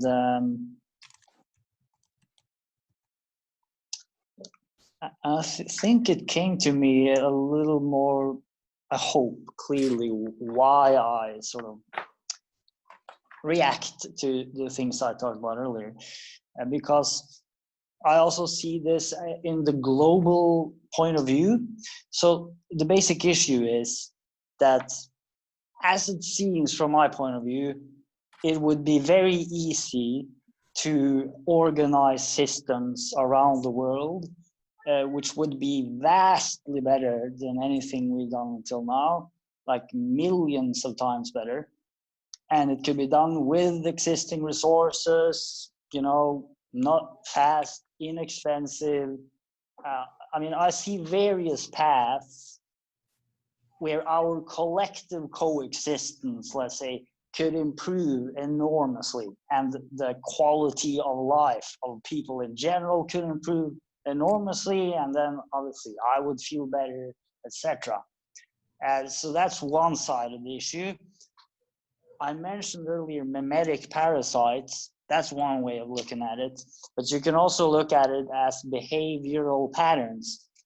So what upsets me is that I see that there's these behavioral patterns that humans seem to be involved in, which for some reason prevent us from thinking together. And it prevents us from even considering some of those possibilities that exist, which really only require that we have to obviously think outside the box. I mean, if we could do something a million times better, then per definition, that's a new way of doing things, right? So, but in the current climate, what I see is that there are these mechanisms that go, it's almost like something that's going like this in an enormous speed, and it just prevents any change whatsoever. That's what I'm seeing on Facebook. That's what I'm seeing in the so-called culture wars. That's what I'm seeing in the political debates. It's just endless repetitions of exactly the same things. And the question isn't ever even asked about what's actually possible and what could we do. And if the question is asked, it's certainly never entertained, except extremely superficially in almost every context. And with the exception of, for example, places like this. But even here, I mean, you know, we're very far away from looking at the possibilities that are actually real, I mean, globally, and, you know, creating a co-vision that's, you know, big enough. So it's something about being willing to think wildly outside of the box, which seems to be the way out of the mess humanity is in. If we're simply willing to do that, we can solve it all. Like, unbelievably well. You know, get rid of poverty all over the world, you know, many other things. But you know, all of this comes together, I guess, is what you can call cultural evolution. So, and that does mean you have to be willing to think outside the box and be open for new ideas. And when the pattern is a pattern which by design prevents anything new from being looked at, yeah, that is really what upsets me. And I see specifically this tendency to put names on other people and reduce human beings to category. For example, it's a lot of talk about racism. I see racism as fundamentally reducing a living human being to a category. And at the same time, I see so many people who are so-called concerned about this issue, but they're actually engaged in that very activity in the name of fighting against racism. And that is all over the place. And it's like so normal to just say that person is white, that person is black. And it's even an environment where you're not even allowed to question that act of reducing someone to a category. So that's an example, but there's plenty of other versions of that. You know, the political left and right, that's a right wing, that's the left wing. I just see these things that seem to me to be mimetic parasites that basically prevent any real renewal and any real communication. So yeah, I think this kind of ties in with all we touched upon here. And then the basic problem then is we have enormous possibilities. We never actually get the time to even look at it because we're caught in this crazy pattern that just keeps repeating itself. Yeah. Nice one. Alex and Tyra? There's an opportunity available for ground-up emergence if the foundations are laid carefully with the global decentralized smart contracts networks that young people can get involved with and establish. I mean, these days you don't have to be a technician to make a web page. Anyone can drag and drop. It's like making a app on a phone. So kids can do it, and children are the target for the Team Congress, which Sam is working on, looking for volunteers. And the structure like that grid there, when you're laying foundations, if you crisscross your reinforcing steel before you pour the cement, you'll get a structure that's bulletproof, earthquake proof, because of its strength, inherent crisscross matching strength, all thanks to a triangle. Anyway, that's where I'm at. Okay, thank you. Over. Thanks, Alex. Tyra, then me. So I just want to make sure that because I'm a newbie to these groups, I want to tag on to what Colin is asking, and I've heard it come up before. Sam and Doug, can you, we'll start with Sam since you're going next.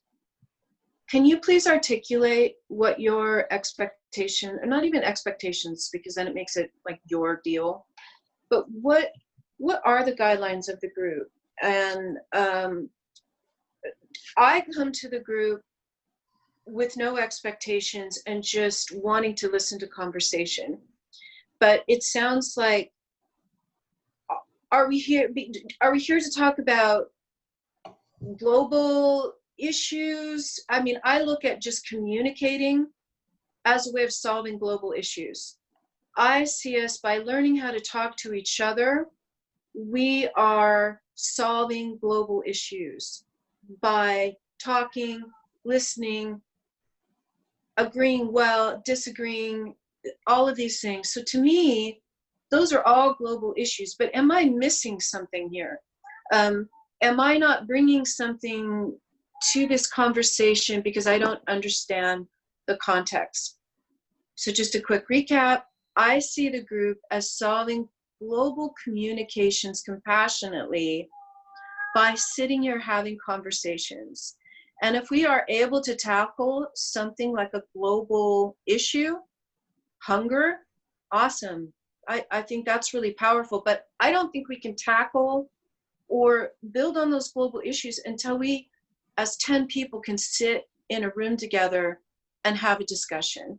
But am I missing something? Is there something else that I'm not bringing to this understanding because I'm new to the group and maybe it was explained before? So with that, Sam. Thank you for asking the question. I think you're going to find possibly 2 different answers, maybe 3, because I may have more than one answer. That is the question of the group, actually, because in order to actually figure out what we want to agree to do, we need to learn how to have that conversation among ourselves. And we've been having parts of this conversation for about 3 years. And some of us get triggered by various different memes and different words. Discomfort is one of those things. Agreement is one of those words. Focus is one of those words. Being different is another one of those notions. So there's some core memes that others have alluded to that constantly are at play within this group. And it can be said, and it has been said, that, hey, a group that's been talking for 3 years ought to be way further along, quote unquote, than you are. So what are you guys doing? The people who actually ask that question, I think, have a valid perspective, but they also don't really see what's going on here. In that, I think Doug and I and others are all really trying to figure out, how do we, as autonomous entities, come together and exemplify what it is we want to see more widely in the world? Now, it's not exactly the same. I would like to see more agreements. Okay, agreements to me are empowering and enabling and allow us to move ahead in some kind of coherent manner. That's not necessarily shared within this group. So I'm leaning into the notion of agreement to really trying to understand, where that can be effective, where the negative connotations and implications and behaviors around agreement and disagreement can be minimized, and therefore its harm, in a sense, reduced. Those conversations happen around a number of these. There's probably 1 or 2 dozen such core terms that have emerged out, or notions that have come out after the last couple of years. So let me just use that as a short answer, because this is actually quite a long question.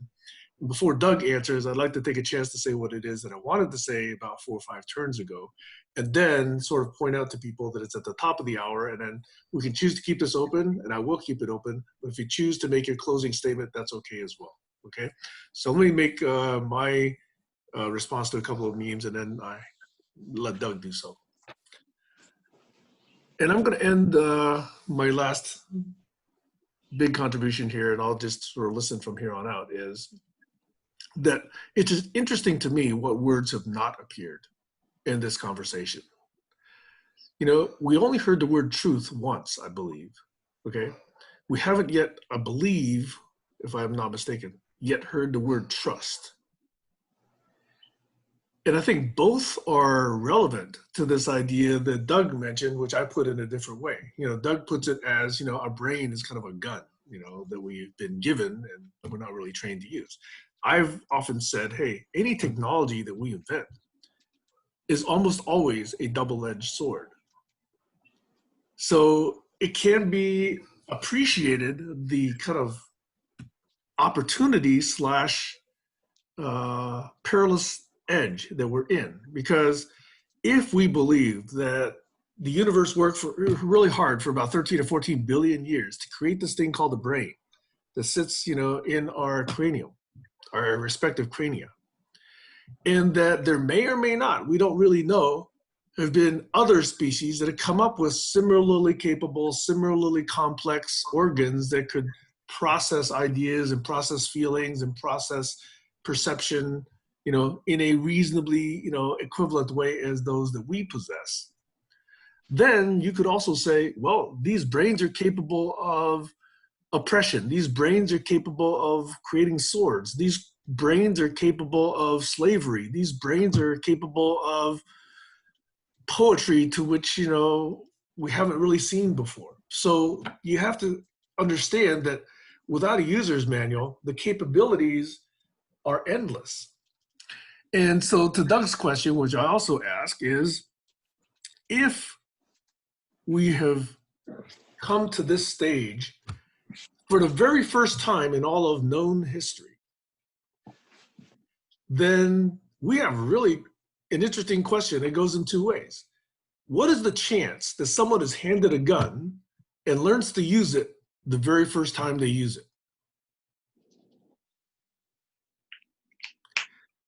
You could ask the same question about the atomic bomb, the sword, vaccines, all these questions abound.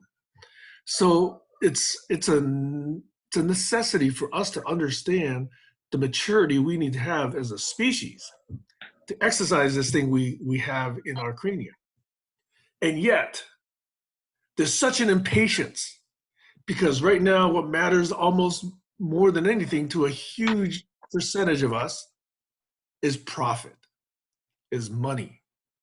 So that impatience for hoarding wealth, for creating profit, for, this taking your share, as opposed to thinking on a more grander scale for the good of humanity, that compels us towards this immaturity, this irrationality, this impatience towards saying, let's fire this gun.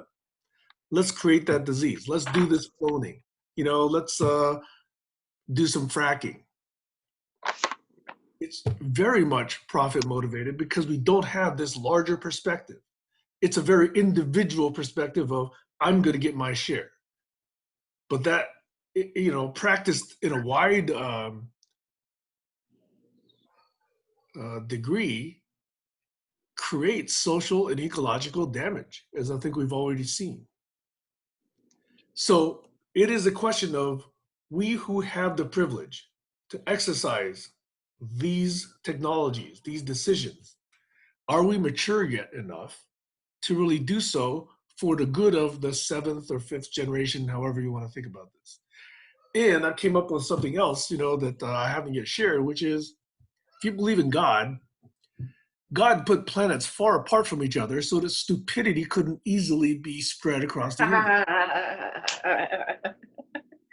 We've got to reach a certain level of maturation before we can actually step across, the gap to the planets and to other stars and to other solar systems. And that entails making sure we make the right decisions so that we as a species survive and we learn those lessons about how to coexist. So that's why, to me, this coexistence meme is so crucial. It's a path towards single mind dictatorship, to group mind representation, to really truly effective group mind. Yeah. And that's why, just the whole notion of disagreement is an impedance. It's kind of like trash thrown in this group mind. We've got to clear the trash, in my view. We've got to take out the trash and learn what works for a group mind to really be. And I don't really want to say group mind only. I mean the group total being, full chakra. Okay? So that's so important to me. And each of these things is layered. And down at the bottom, we've got this issue of agreement and disagreement that has been really crucial to understand. Because, if I pay every one of you $100,000 a year, you'll probably agree to do what I ask you to do, I mean, that's the model that seems to pervade most of society today. But we're not in that situation. We're all each autonomous entities making our own decisions about where we put our time, energy, attention, money, creativity. And how do we get that to align, if not by mutual understanding? My word for that has been agreement, because most of the people that I know understand that term in that way. Unfortunately, that term has negative implications to some. And that's why I'm trying to figure out how do we remove those negative implications without, bending ourselves backward to come up with a different term for this positive notion of mutual understanding and being able to move over. Hey, Carl. Okay, so if you like, you can move into checkout rounds. In particular, I'd like to remind us, what would you offer, and I'm using Colin's word now, as a gem in your lifelong lessons, having gone through all your experiences, as how do we think about disagreement differently or behave with disagreement present? If you would even care to share that, or anything else you want to check out with. Over. Alex? My generating a emergent movement is a GEM. So that's my contribution. Thank you. Over.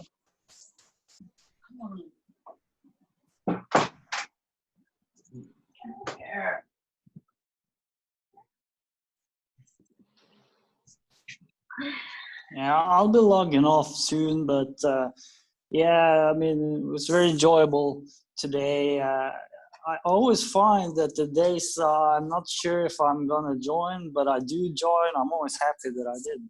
So today was another one of those, and I really liked what Tira said that we are solving global challenges by learning to communicate better.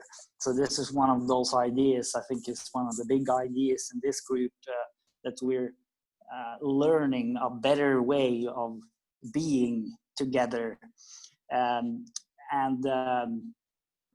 We're definitely practicing that. And in terms of global challenges, I would probably rank that as pretty much number one. So, if humans in general can learn to develop mutual understanding through conversations and be together in a way where we can evolve our collective understanding and individual through this exchange and build relationships and feel less lonely. I mean, it's a whole spectrum of things that we're doing when communication is working really well. I think that we are, in fact, improving the situation globally. So that's really what I think this is about. And I feel, in a sense, that every time we meet is a success. And today was also a success. So I'll let that be my last words.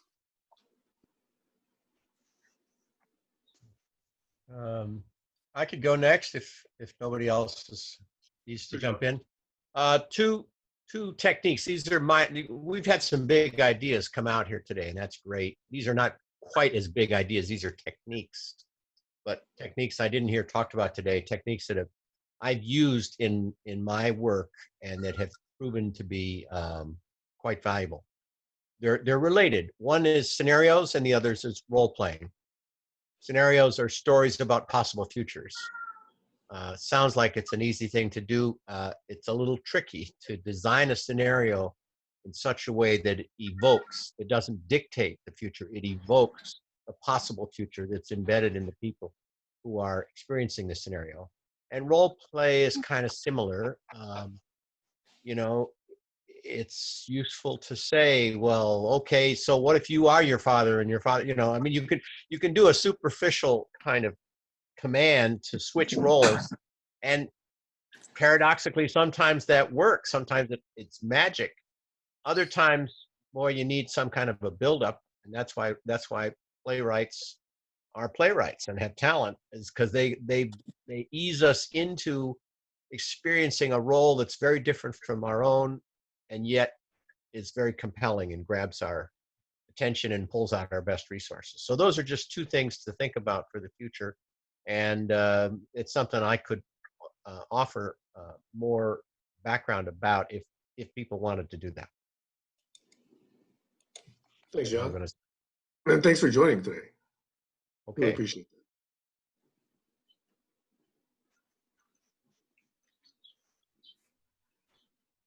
Tara, what did your cat have to say? My cat's being a complete asshole today. I have spent the last 2 hours dealing with this cat like a toddler who just wants attention while mom's on the phone. So I guess, well, thank you. I feel like I have a little more clarity as to what this group is going for, and I think it gave everybody an opportunity to kind of articulate it as well, what it means to them. For me in communications, the biggest thing I've learned is that my opinion, I have learned that my opinion does have value. It doesn't mean people have to agree with me. It just means that I have to believe in myself enough to know that I want to contribute something. And that goes against that archetype of how I was raised. And also, if I stick to the truth, you can be so diplomatic and you can be heard when you stick to the truth. And if I can step outside of my own insecurities when communicating, my own fears, my own sense of wanting to be accepted, approved of, listened to, or people agree with you, because that makes you feel good. I mean, when somebody agrees with your opinion, especially a panel like this where I value all of you on an intellectual level. So if I feel like I get some agreement from you, I think, yes, but ultimately I need to step back from that and just speak my truth in a way that can be heard, and then step back and listen. And then also know when my opinion or my thoughts on things, it really doesn't matter. Just keep my mouth shut. Like, I really don't need to interject every time I have a disagreeing thought. I can just be like, okay, yeah, I don't agree with that, but I really don't need to jump in and say exactly why, unless it's about social injustice or something where I feel like somebody's being hurt. Then I feel an obligation to step in and say, I don't like that. That's a little roundabout, but truth, communication, and being heard, it's all good stuff. And thanks for everybody giving me an opportunity to sit here and engage with you today.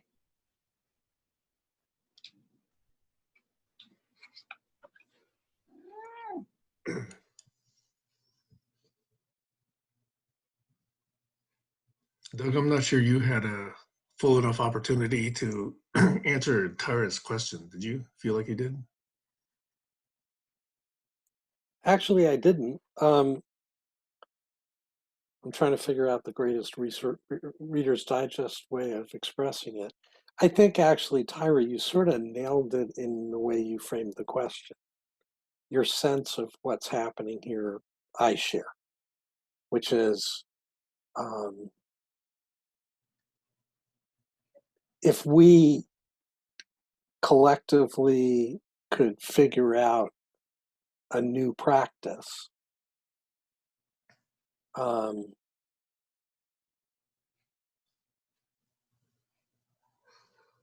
then that's the first step toward doing us differently, and that's propagable, that's spreadable.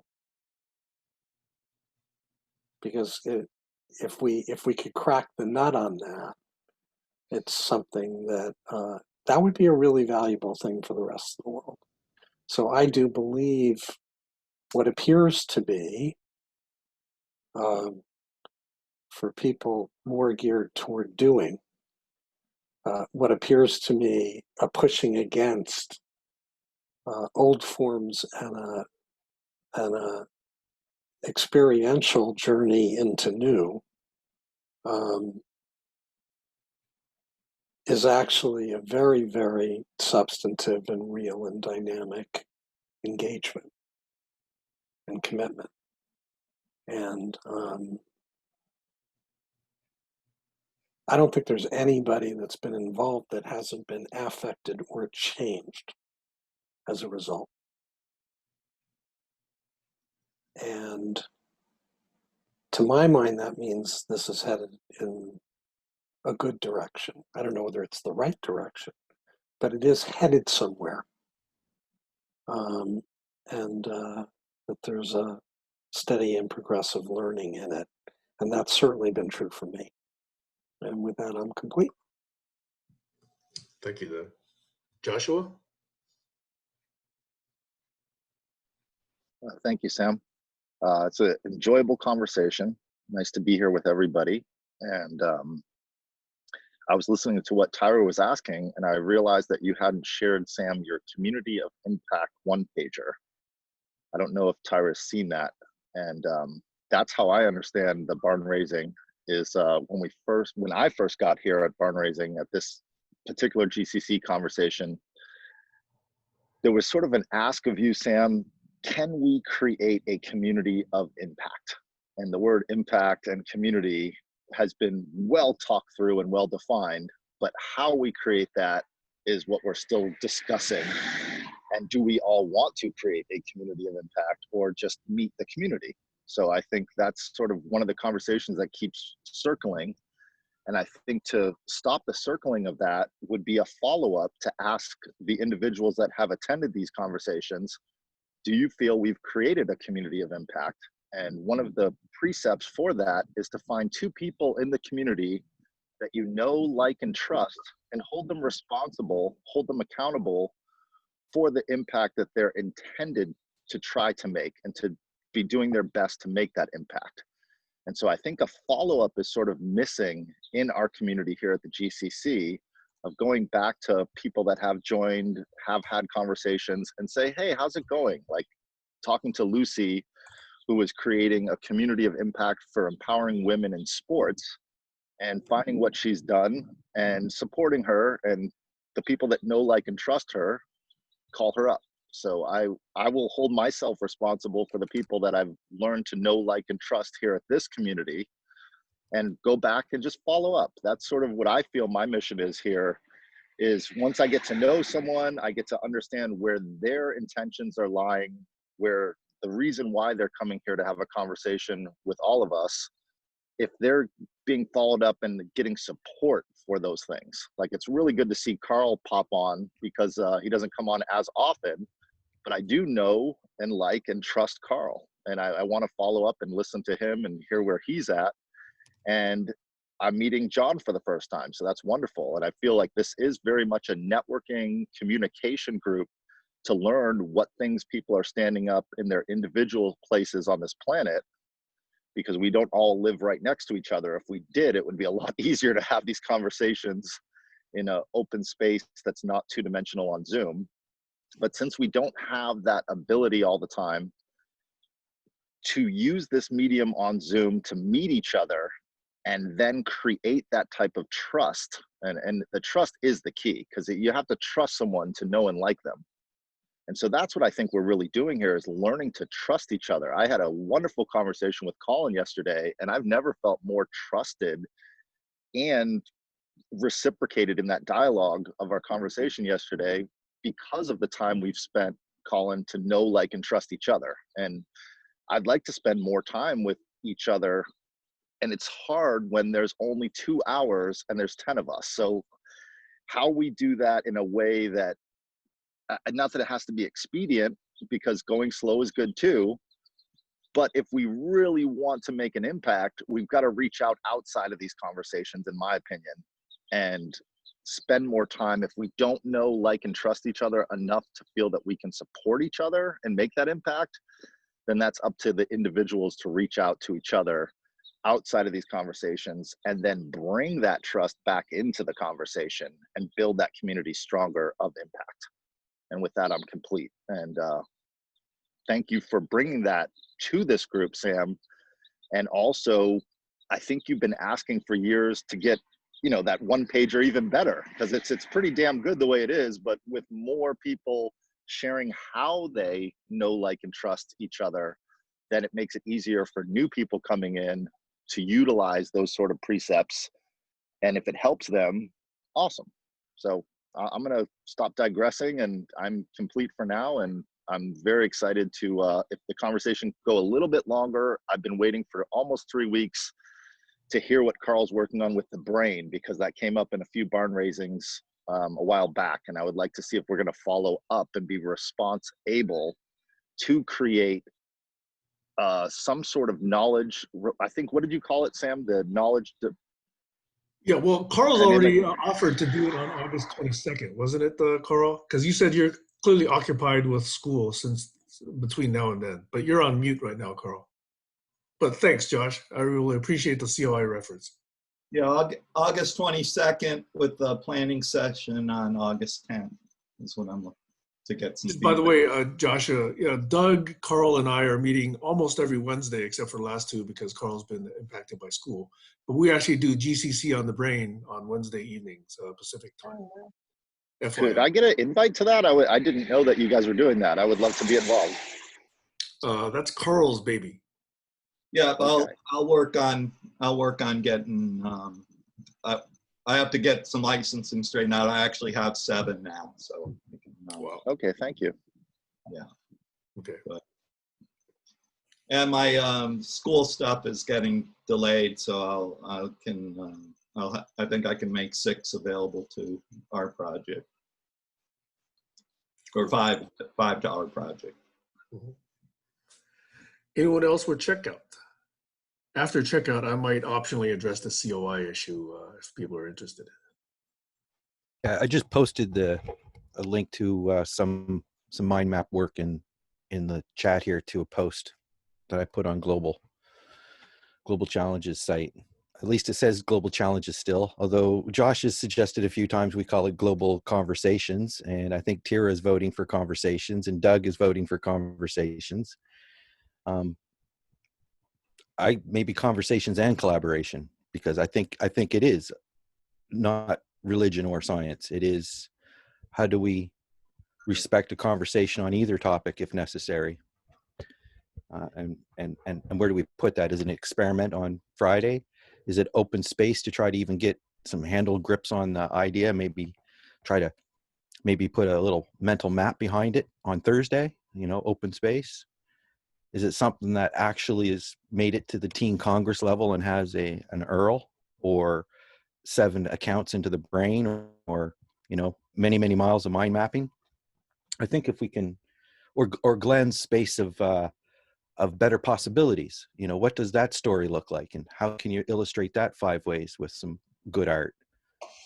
So I think if we produce better, which takes time, and that's the cop out, right? Like, who has enough time, especially to bicker about having a conversation about religion and science? Like, it's really embarrassing that we do that at such a personal level. So I like the idea of barn raising being the place where we do stuff. I put into the chat about, this idea of what Doug is talking about doing. I think that's a conversation, just like the word agreement. Like, what does it mean when he says doing? What does it mean when he says agreeing? Because there's a whole systemic architecture in behind what he's talking about. Choose this old architecture or the new possible architecture. And I'm kind of working in between those 2 areas, trying to, I don't know where the revolution line stands. And I hear people talk of revolution as well. Like, we need a revolution. Like, okay, what does that look like? Each person has their own worldview. So I really like what, and I put a comment in there. And as my checkout, I was kind of surprised when I offered to facilitate in a conversation between Doug and Sam, and Josh was pushing for this too. And there's been different conversations, but the one in particular about this agreements. And I don't know why it doesn't seem valuable to try to map out that experience. It's not like the maps are going to dictate what you say, but they're going to help us navigate through these mind warps of context. Because, context grows as you start to say, well, the reason why I say that is this. So I'm not trying to nail your word to a definition. I'm trying to paint the nuance of how you got to that word. And it shows a whole painting of an idea, as opposed to what is wrong with the word agreement. You know, what's wrong with people not appreciating the way that you look at the word agreement? That's what's wrong. And how do we look at the way you visualize the word agreement unless we map it out? So that's kind of what I'm saying. This role playing and this, you know, I used to call it lemonade standing. If you got an idea, you know, to make some money, you need to get a lemonade stand and see if people want your product or whatever. But role playing, I think, is a more appropriate way of saying that.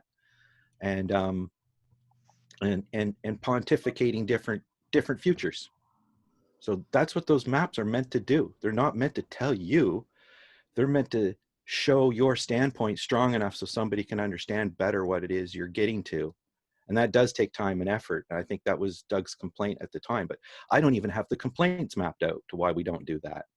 So I do know that it would have for me to take maybe more of a moderating role without getting too far into checkouts here.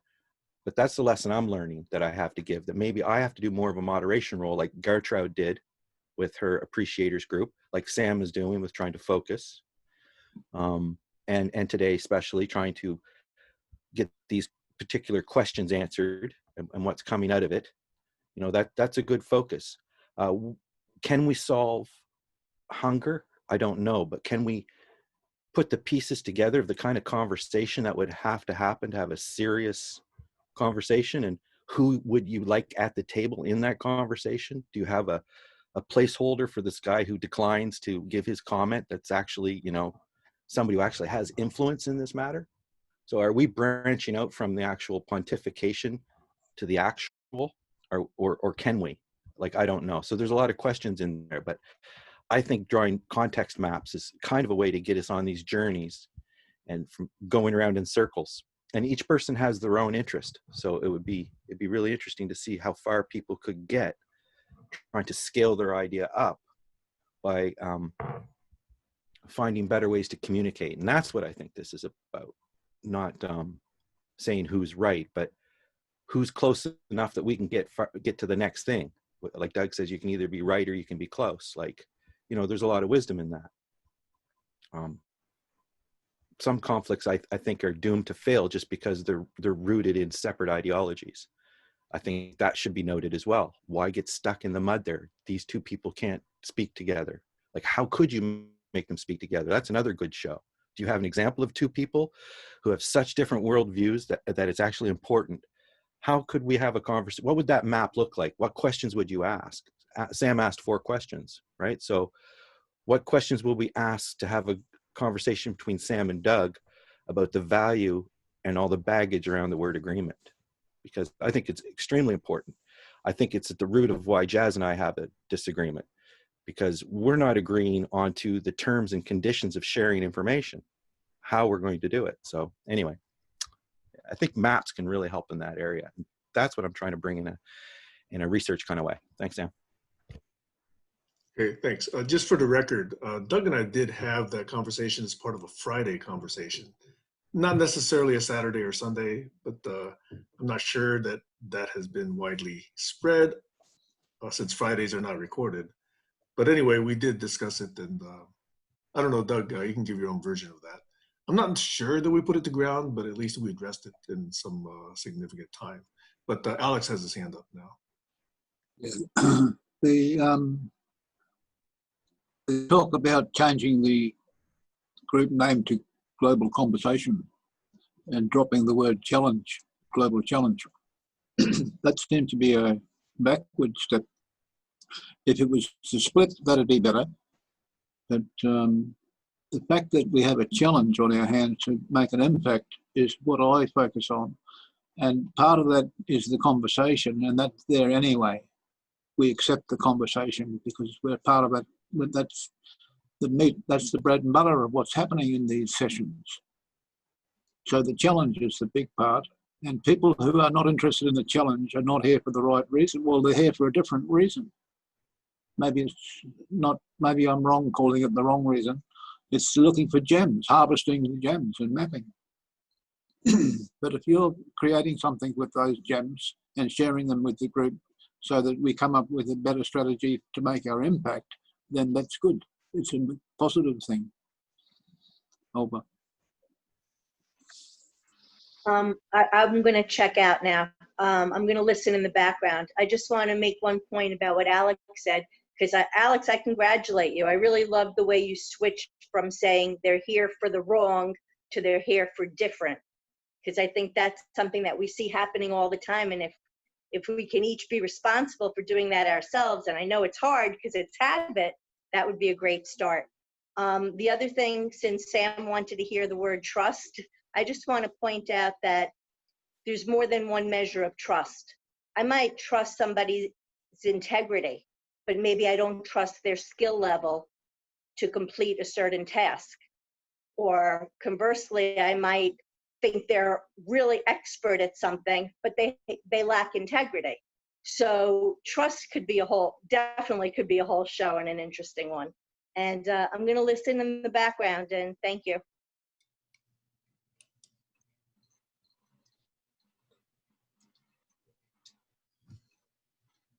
Anybody else? Otherwise, I'll respond to Stacy since we're past the top of the hour.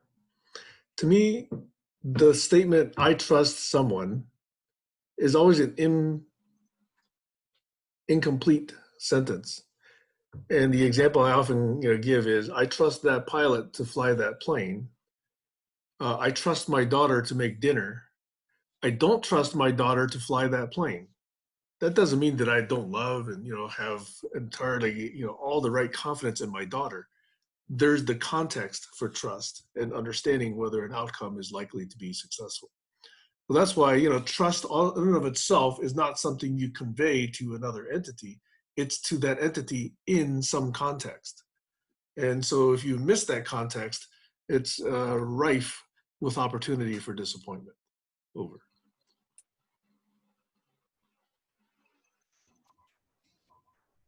Is everybody checked out? But I just wanted to say I'm so glad you guys were still on, because I was hearing what you guys were doing there, and it was like, this is one I want to kind of take a look at as preparation for the 22nd. So I'll post it as soon as I can. And I actually,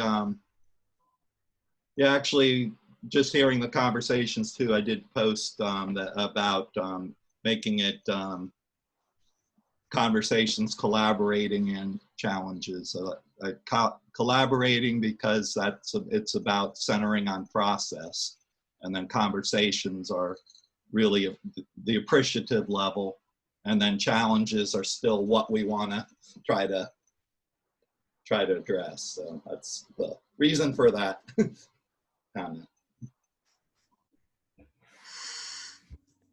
Josh?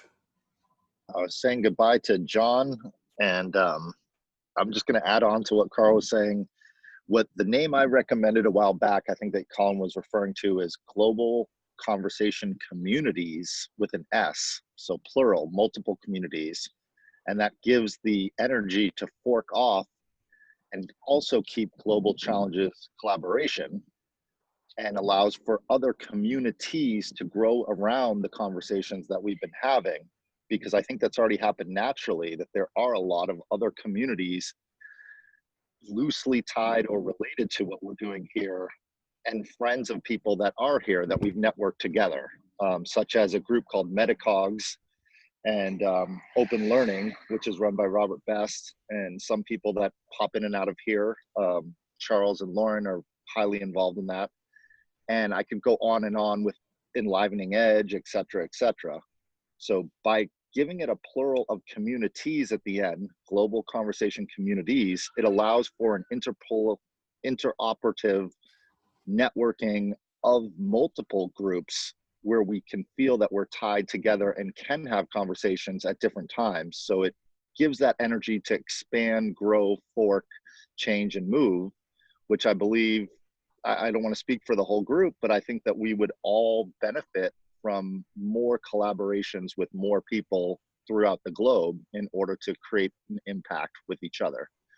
So that's the reason why I said that we might think about changing that name to allow for growth, as opposed to Global Challenges collaboration, which the history, started off with Sam and Tammy and a few others, Daniel Harris, but sort of morphed into Doug is doing a lot of work hosting Thursdays, helping to host Fridays, and hosting Sundays. So that's 3 for Doug, and Saturday is 1 that's being hosted by Sam. So there's only 2 people hosting 4 conversations. And I think that's a Technically, I bit host stifling. Sundays also. What's that? Technically, I host Sundays also. Well, there you go. So technically you are facilitating Sunday, but Doug is usually hosting it. I'm just stating what I see when I'm there, which means Doug has to get that recording to you because it's recorded on his, and no, it's in the cloud somewhere. No, I Sam, haven't seen this. Sam is literally the benefactor of the Sunday hosting on his account, his Zoom account. I show up. So where's last Sunday's posted? It should be up. It should be up. I think it was. It's I think on, there was a link posted in the GCC. but Yeah, it was posted. But it's posted on your personal YouTube, correct, Sam? Not a GCC YouTube that we all own? Yes, all of Okay. them are posted on mine or Tammy's.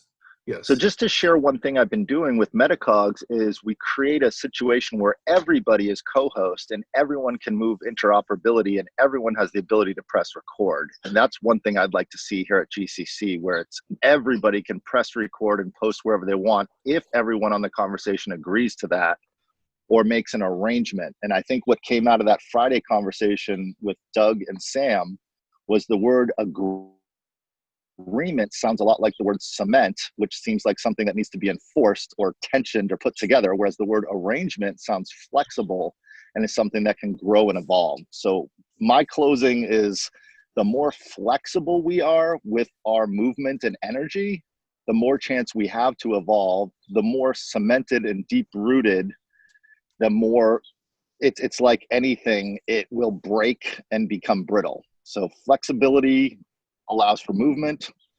Cement allows for something to break. And if we want to break each other, I'm sure we could do that here. We've spent a lot of time breaking and rebuilding each other in this community of impact.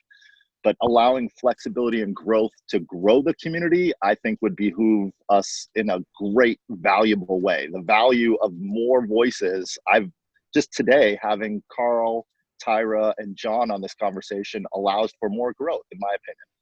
And with that, I'm complete. Oh, and one last thing, just before I forget, because I spent 2 hours talking with Colin about this, is the idea of pedagogy versus pedagogy, how you want to pronounce it.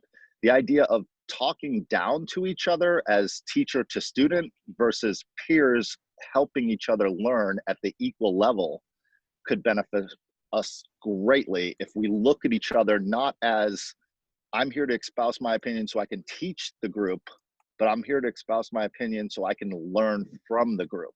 And that change in dynamic of conversation could be quite valuable if we make an arrangement to listen to each other so we can learn from each other, as opposed we're here to teach, hey, I know what I'm talking about, let me tell you.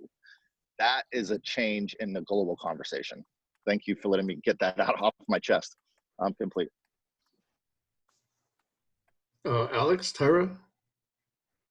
It's a foundation that's not so rigid as cement, and it's called a fleximent.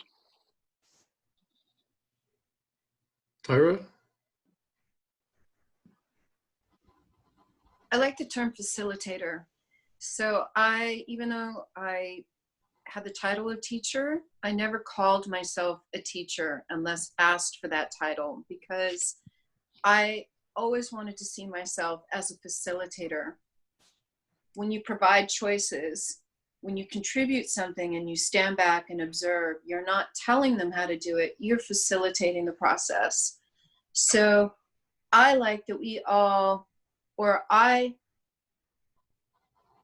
I'm gonna erase what I was gonna say because I don't have it organized in my mind well enough. Facilitator. I think that's a great word. I'd rather be facilitated than taught, frankly, because it's a much more open door. Yeah. Facilitation is high quality teaching. It's open listening teaching. Yeah. And some things do have to be learned, like 2 + 2. You know, you have to facilitate somebody and maybe even teach them that. But yeah, we're very gifted today with so many sources of information. I'd like to go back to something that Alex said. Kind of, I didn't quite understand him, but at the same time, and Stacy noted that he said people are here for different reasons, not necessarily wrong reasons. And then he mentioned something about mapping being a different reason, I think. And I can understand that. And I think Carl's in that boat too. He's not, he may be here for some conversation, but he's more of a tool builder, kind of a designer, you know, an information curator, someone to help you get your message clear, as opposed to him getting his own message clear. His clear message is, how can I help you get your message clear? Perhaps. I'm working on a PhD to try to figure out how to communicate more effectively. So you and me are brothers that way, and I think, you know, I'm a sister with Tira on this idea. I wasn't raised with conflict, right? So at the same time, it's important to know that kind of a perspective coming in, because there are so many differences, and that's one of the most powerful things I've learned growing up. At different stages, to different levels of meaning, of how people are different, not just their culture different, but their capacities are different, and the way that they spark and trigger is different, and the way they enjoy and dance is different. Like, everything's different. Like, the way they smell, the way they think, like, very few people are the same. So how do we coexist within that?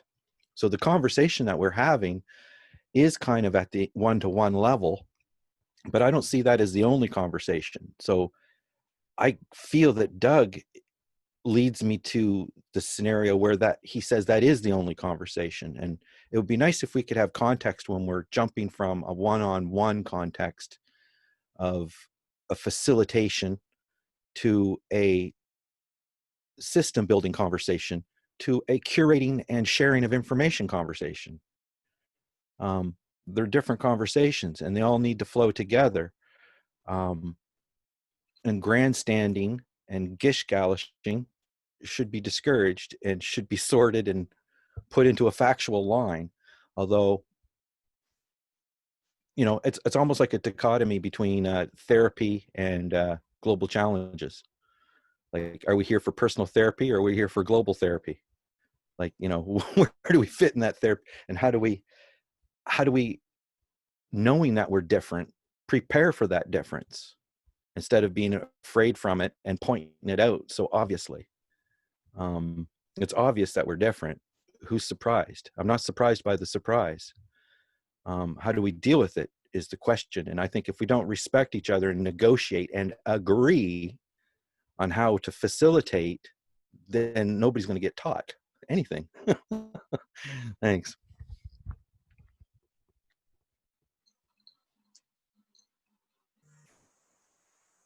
Can I just play devil's advocate to that for a moment, Colin? I do feel like we do all those things. I mean, I feel like that's happening. I mean, maybe I don't come away with a concrete plan. It's down on paper. There's telling that we all agree on that we're going to move forward and make a change.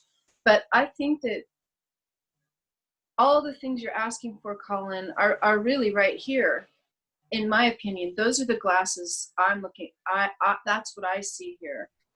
I'm not discounting. I'm trying to organize, I guess.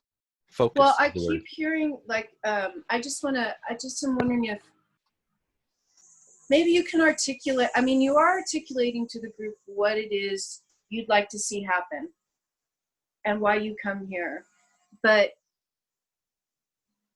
I'm not really hearing that from everybody else. It feels like there's a disappointment, or not even a disappointment. I don't want to put words in. I don't want to describe how you might be feeling. What I'm hearing is a push to try to get the group towards something that feels more concrete to you. And correct me if I'm wrong in this, to where it feels concrete, so you have a plan and an idea when you come in of how we can all move forward together as a group. So, but I'm wondering if that's really possible within this context, because it's to me, we are all doing that. But I'm wondering, I'm curious if there is a way for you to come away feeling more satisfied with your experience here. That's a really good question, and it's very insightful as well. I'm going to shut the door because the gardeners are here, so I'm going to hop up again. Sure, yeah, no But problem. I'm listening, okay?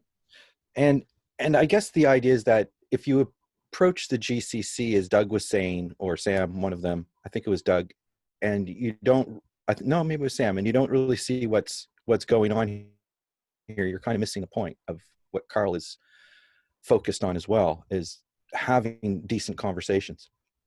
That is the work. So, and Alex is right, the conversation is within the work. It's not needed to be in the title. It's to be expected that you're going to be conversing. But are you conversing at a one-on-one level, or are you conversing at a global level?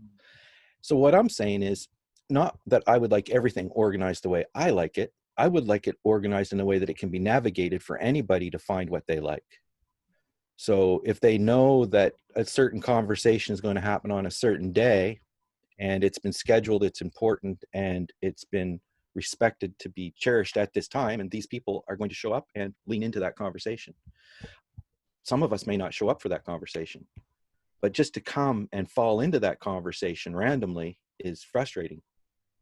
So there's a certain amount of serendipity you would expect, but yes, there's a certain amount of organization. So I would say, if we, not that I come away more satisfied, is that I think a certain percentage of the time, it should feel like there's more focus than other times when conversations about one-on-one, about more, I don't want to say personal therapy, but there does seem to be some, as with Gertrude on Saturdays, that's a very therapeutically, I think, centered.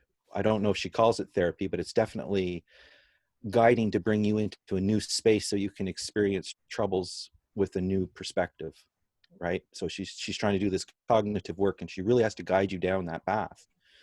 Sam wanted to have a guiding path. This is what I'm talking about. If you have a conversation, can we track that a little bit? Like Carl's saying with the brain, like he can put an ontology on it and extract the information for later. I'm more about the story as we're getting there. Like, and then he said, and then she said, and then she said, oh, I didn't mean that. Let's go back and correct that. Or other people come and see this progression of a story, and they say, oh, I see why people think that way. So it is kind of in that conversation. Can I just jump in? So it is. Sure. So that's kind of the thing that I would like to see, is more organization of the repeating facts. Like, why is an agreement so important? And are there any guidelines we have here? Well, what I want to jump in and say that is, you don't have to be responsible for my experience here. If I come into the group and I'm confused, I can raise my hand and say, hey, I'm confused. You are not responsible for my experience. And it should be a relief. Like, you don't have to provide the framework. You don't have to do any of that. That's up to me as an individual to ascertain whether or not I'm getting to where I want to go with my experience here. And so with each one of these, so what I am saying is, you don't have to worry about the whole group experience. Worry about your own experience and your own takeaway. And if you want to solve something, or you have a concrete idea that you bring to the table, I know if I brought an idea to the table, if I had an idea that I felt would be worth sharing, I feel trust enough in this group to safely be able to say, hey, what do you guys think about this? And move it from there. Mm-hmm. But I don't worry about whether you have an idea or not. I'm just, so maybe that would be helpful to people who are joining this group, there's a flexibility to it, and it's not your responsibility or Sam's or Doug's, or, you know, it is the individual's free responsibility to say, to speak up, clarify. And it'd be different if the whole group was saying it. The whole group was saying, I don't understand this. This is, From time to time they do. I'm not imitating you. I'm just saying, because I know you understand. I'm just saying, that's my perspective, and what I'm saying. You don't have to worry about my experience, Right. and whether it's clear. Yeah, I don't feel like I have a parent role, if that's what you mean, or a shepherding role in that sense. What I would like to see is a bit of democracy in ideas, which I don't know if people actually, I'm not here to say, you know, these ideas aren't valid. I'm here to say within 2 hours, how much do you expect you're going to actually get out, and should we dedicate a day to that, and should it be scheduled? And Sam has been doing that for, I think, about 2 or 3 months now. And it's kind of progressing, which is great. And, you know, I'm interested to see what Carl comes up with, because he's got some fresh incentive and working on the background with Sam. It really comes down to context with me and understanding. Sure, we can have a conversation about anything you want, and I would like to make sure you have the freedom to have that space, to have that conversation. And wouldn't it be nice if we knew ahead of time that that was going to happen, and we could almost even prepare a little bit for it, God forbid. And if it's all serendipity, then I think it's not meeting that satisfaction level for me. So how much serendipity is appropriate in a classroom, right? While you're facilitating, what is the role of a facilitator? Do you feel that you're not there to take responsibility to facilitate everybody, but you're there to facilitate your message with the people that you reach out with? And if you're getting crosstalk, and all of a sudden, you know, you look at the theater and the show has got a different label on it. Like, one of the questions was like, that's why you're so insightful with this group. Some people are here for just connection and communication. Like, there's a lady, I don't know if you've met Anna. She was here about that's all she wanted, was the connection. That's what was most valuable to her. And we went through an exercise writing down what everybody's values were, because we really are trying to respect and hone in on the values and the message. And I see something personally, something greater than that, which is actual the person's journey, as opposed to just their profile, right? I see so if they're on a journey, how is your journey? Where are you in that journey? And do you need any help? And if somebody thinks that they're going to dump their journey on us in the middle of a barn raising show, that might be kind of inappropriate. So how much time do we give each other? I know I take more time than I should myself. And the irony is, I would like to talk less and say more. And I think these maps and having memory, this dynamic knowledge repository that Sam talks about, we have a lot of great ideas. We have a Trello board for people who are serious about doing something. And for the people who don't want to do stuff, then they don't have to go to the Trello board. But how do we accommodate and coexist with all the differences to accommodate them in a way that doesn't cause friction by everybody trying to cook the same soup at the same time? That's my frustration. I feel we come here to try to cook a soup, and some people are bringing garlic and some people are bringing whatever. So soup with everything's good on some days, but not necessarily every day. And I guess does that kind of answer? I'm not trying to shepherd any person or any one idea. I don't even have to, or as Alex said, pull out a gem. And I think they should we're just looking for clips. And one of the things I've suggested is, if you've come here and you've put something important onto the table, can you show me where that is? Can you point to the clip where that is? And we could clip messages, getting ready. That's the doing that I'm looking for. Here's what Sam said before, that he sees this as like a town square. But on a different week, it's a different thing. So, and And I would just like people to have the memory to follow each one of these individual journeys so it doesn't get confused in one pot of soup, I guess. Because we're all individuals. And I'm under the impression in barn raising, we're here to build something. So we are here to do something. And if it's right in line with what we're trying to do, I would assume. Laying down the terms of why we disagree so we can have better conversations is what today's about. And if I can't even use my skills and get Sam and Doug to have a mapping session on what they mean by agreement and disagreement, you know, I've requested it. So how do I better present my ask to say, could we do that? And how do they feel the trust to participate in that? Not everybody wants to be mapped out, but if it's important, you know, where does this map lead us? And there's an idea map. So I think I said a lot there. I'll just be quiet.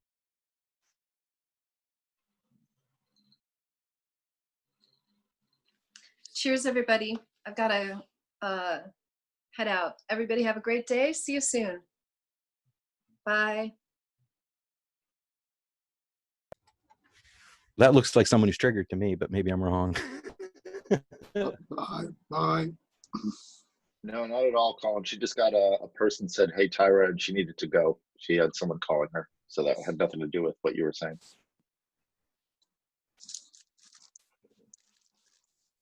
I guess that's the big frustration for me, is that it's hard to actually see where we are, what we're talking about from day to day. And as a mapper, I say, you know, geez, there's something we can do about that without actually breaking the flow. You know, do people have messages that they want to hone or not? And if they do, what is it? And how can we find people that are even more knowledgeable to help fill in gaps of that knowledge, which is kind of the scientific method a little bit, isn't it? You know, how can I know more about this? How can I have a more rational conversation about this?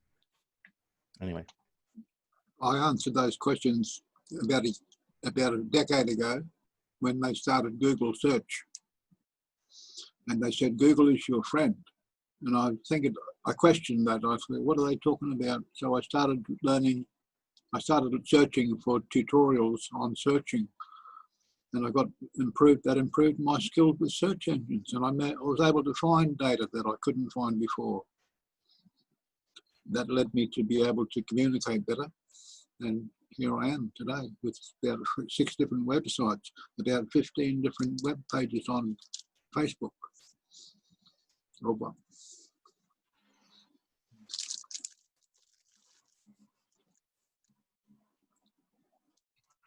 Yeah, so, you know, the how do we agree better? How do we disagree better? Again, I think it comes with understanding what space we're in and what we're trying to achieve.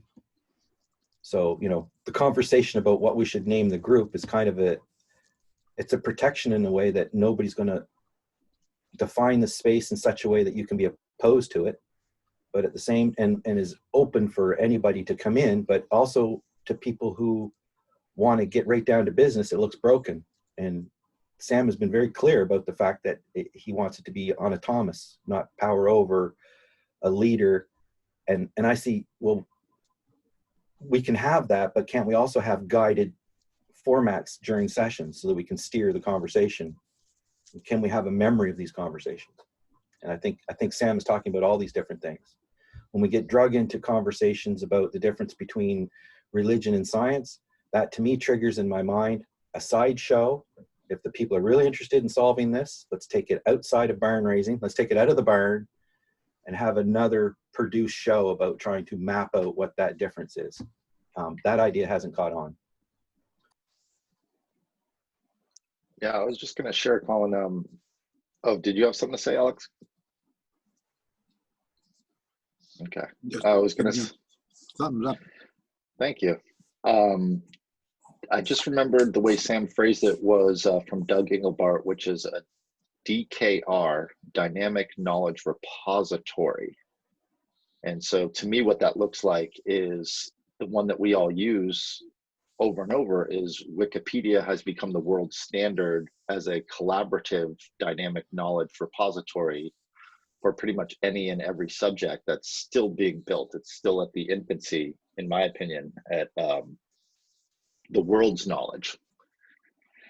And so to create a dynamic knowledge repository is something that would help for people to be able to go back and quickly get the information of what's been said already and then build on top of that. So I think maybe in a future barn raising, we can focus on what is Doug Engelbart's version of a dynamic knowledge repository? What is the current technologies of building that, whether it be a federated wiki or using Ward Cunningham's basic technology of a wiki itself? And then what really I think needs to be discussed is how do we update that without power over? And I think that's what Wikipedia is trying to learn. I've been in discussions with a guy named Pete in the Metacogs group. He's teaching a class every Tuesday at 12 o'clock. If anyone wants to join, just reach out and I'll send the information on, they're using Telegram right now for the group.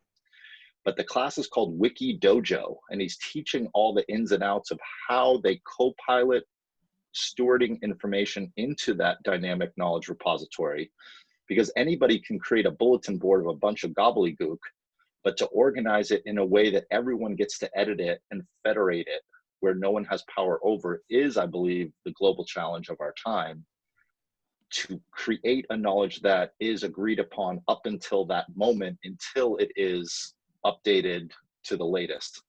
So that challenge alone is a big enough challenge to really focus on. And on top of that, we can have conversations around that knowledge repository and continue. And I do think we should fork off into people that want to go back through the conversations versus people that want to just move forward. That was already said and done. So we could have a group for the past, a group for the present, presencing, and a group for the future, and maybe break off into 3 separate forks. That's just an idea that's coming to me right now. Thank you for letting me share. But what you're picturing are different contexts, and as far as, I mean, we talked about curating some of the video stuff yesterday for some time, and but also this Wiki Dojo thing. You told me about that yesterday as well, and yeah, I am interested in that. Send me that link in Telegram. I think you have me in Telegram. And, I'll look for it right now, Colin. Sure, and yeah, it's very difficult to have, as this group shows, organization around seeming chaos or many different points of view. I think we do have a behavioral list that we kind of, Sam pulled out, because that's an opt-in, opt-out kind of thing. That's not even a judgmental thing, you know. It's how you want to appear at the group, and what's your personality? What's your EQ kind of when it comes to your personality dealing with the person? You read through their behavioral thing and you'll kind of get a better idea of how they communicate. Josh has done this many times. Doug has done this as far as making a signal, a way to signal people. Josh, you could probably go on a rant for 20 minutes about how frustrating it is to have a signaling within a group homogenous. And I think that is a skill today, that you need to have multiple signals. Like we're talking about Telegram right now. Last night we're on Messenger. Today we're on Zoom. Like, come on. It's that world we're in now. It may consolidate, but I don't see any time soon. So traveling all these different spaces in our modern world and keeping a hold of the theme of what you're talking about, I think does require a little bit of a dynamic map. I don't know if Carl agrees with that. And I'm definitely trying to look at the area where you consolidate things like Wikipedia and a coalition of brains, like Carl's tool, and interface with the different conversations groups, collaborations groups. So yeah, how do you sort of be a multiplexer from your own personal sovereignty point of view, and how can you share that with people? And that's these dynamic journey maps. So a simple version of it is just to sit down with 2 people, and I guess to bring them into that proper space, like you're saying, Josh, so that they know that they're going to have a particular conversation with particular guidelines, and where they take it to is their own business. But sort of like it's kind of what we agree to here at the group, to lean into the conversations and support each other. So the agreement part that I think overall that's missing is the agreement on what it is the topic that we're trying to agree about. So what is it that we actually want to focus on and make agreements around? Because for Doug, they're going to be different issues than with Sam, than they were with Tammy, than they could be with Alex. And Alex might look at people being here for different reasons as not necessarily a problem, but not maybe effective. I might look at the same way, people being here that aren't aligning with the way I want to work. So yeah. I think it adds to the diversity. It doesn't cause that, it dilutes the aim of the total, the major aim of the total group just gets diluted by division when different people come in with different agendas. But it doesn't divert from the... What do you mean by agenda? It doesn't divert from the adding to the tapestry, if you like, by bringing in different ideas. You're adding to the tapestry, right? You're building helping us build a bigger picture. Yeah. How do we respect that tapestry, right? How do we not just roll it up in a ball and throw it in the trunk? You see that map on the wall? That when you add two people or sit down with two people to form an agreement, it really starts with one person, doesn't it? You talk to one person about getting a third person, and that's how two people work together. How is that different than an agenda? Like what's an agenda? We know it starts with one person, right? The power of one. Not everything, but you talk. No, I'm saying you talk to one person. You don't have to talk to two people, because when you talk to one person and make an agreement, you'll get that third person from that agreement, and then this will start growing. Agreement about what? About the agenda. The agenda is to grow. The group needs to grow, because without growth, we can't have power. We've got no power to change anything in the world, and we can't attract sponsorship from corporate. The millions of dollars out there in corporate funds available for new startups, right? And you're looking for gems. Now that map there is a 3-member triad grouping. It represents what can grow, because even though it looks like a hexagon, they join together to form a huge fabric. And the only limit is the total population of the town. Or the region. So that's your that would be something that you could bring. I don't know if you characterize that as an agenda to share that information. You know what voting is? Electronic voting. You know what Doug Engelbart was talking about when he designed the mouse? He had the internet in mind, electronic communications. Now, when those people are linked up with web pages and they all got a vote button, you've got global democracy. I think that having sovereignty is, I did mention that today. If you have a sovereign identity, then you can be validated and you can vote, but that doesn't exist today in a way that an individual can do it. What we've got today is secure transactions, right, on the internet. Some of them are. Well, now we've got advanced processes that make it possible for secure networking through smart contracts and blockchain and holochain and other different forms of cryptographic communication with authentication. I think it's great. I think it's great. Double and triple authentication, and you can even have a USB key on your watch, smartwatch, or on your keychain that allows you to log in with a cryptographic algorithm, a hash, if you like. You have to trust these systems, and they have to be robust. So it's not that individuals like us couldn't use advanced tools. It's like, can you use them in a way that they change the world? So that, PayPal. That's kind of the idea. Like, how does the world adopt self-sovereignty where Amazon changing the world, and PayPal changing the world, and Google is changing the world, because they're using these secure systems to log in to your email and log into your account. Over. Yeah, just saying goodbye. Yeah, I just was going to say goodbye, and thank you, Carl, for putting the micro anchors. I'm going to look into that and also rewatch the Mother of All demos so I can just understand a little more before your talk.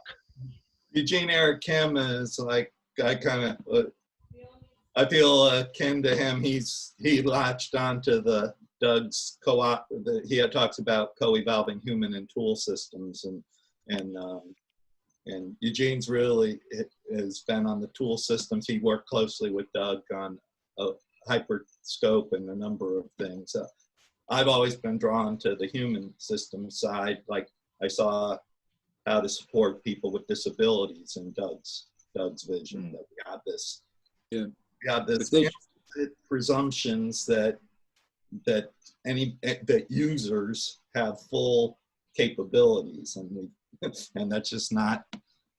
Yeah, he had a lot of different things too. Like we build the interface for experts, and then you reduce complexity. It's not this forced like the forced backwards compatibility and stuff. We still have errors in Windows that date back to CPM 70, flaws in CPM 77, which is what Bill Gates stole to develop MS-DOS in the first place. So it's just, and digital research DOS, DR DOS, there was a whole.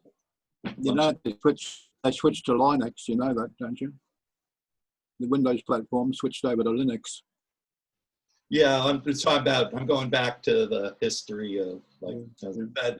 Well, I'm just going to say goodbye. I'm looking forward to your talk, and if you don't mind, if you could post some things to help us to get ready to absorb that large amount of information. Just if you post it on the Facebook group, say I will be talking at this date, but here's a little bit if you're interested, so that way we can absorb it slowly before the talk, and therefore can ask more questions.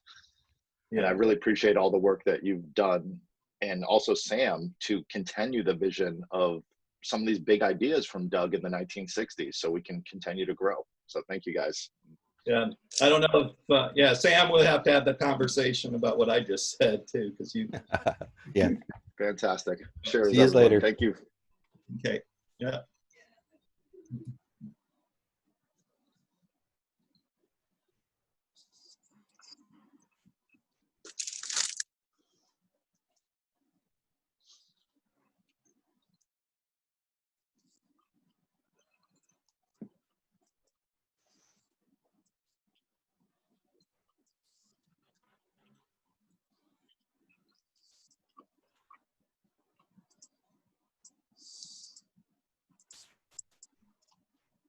Yep.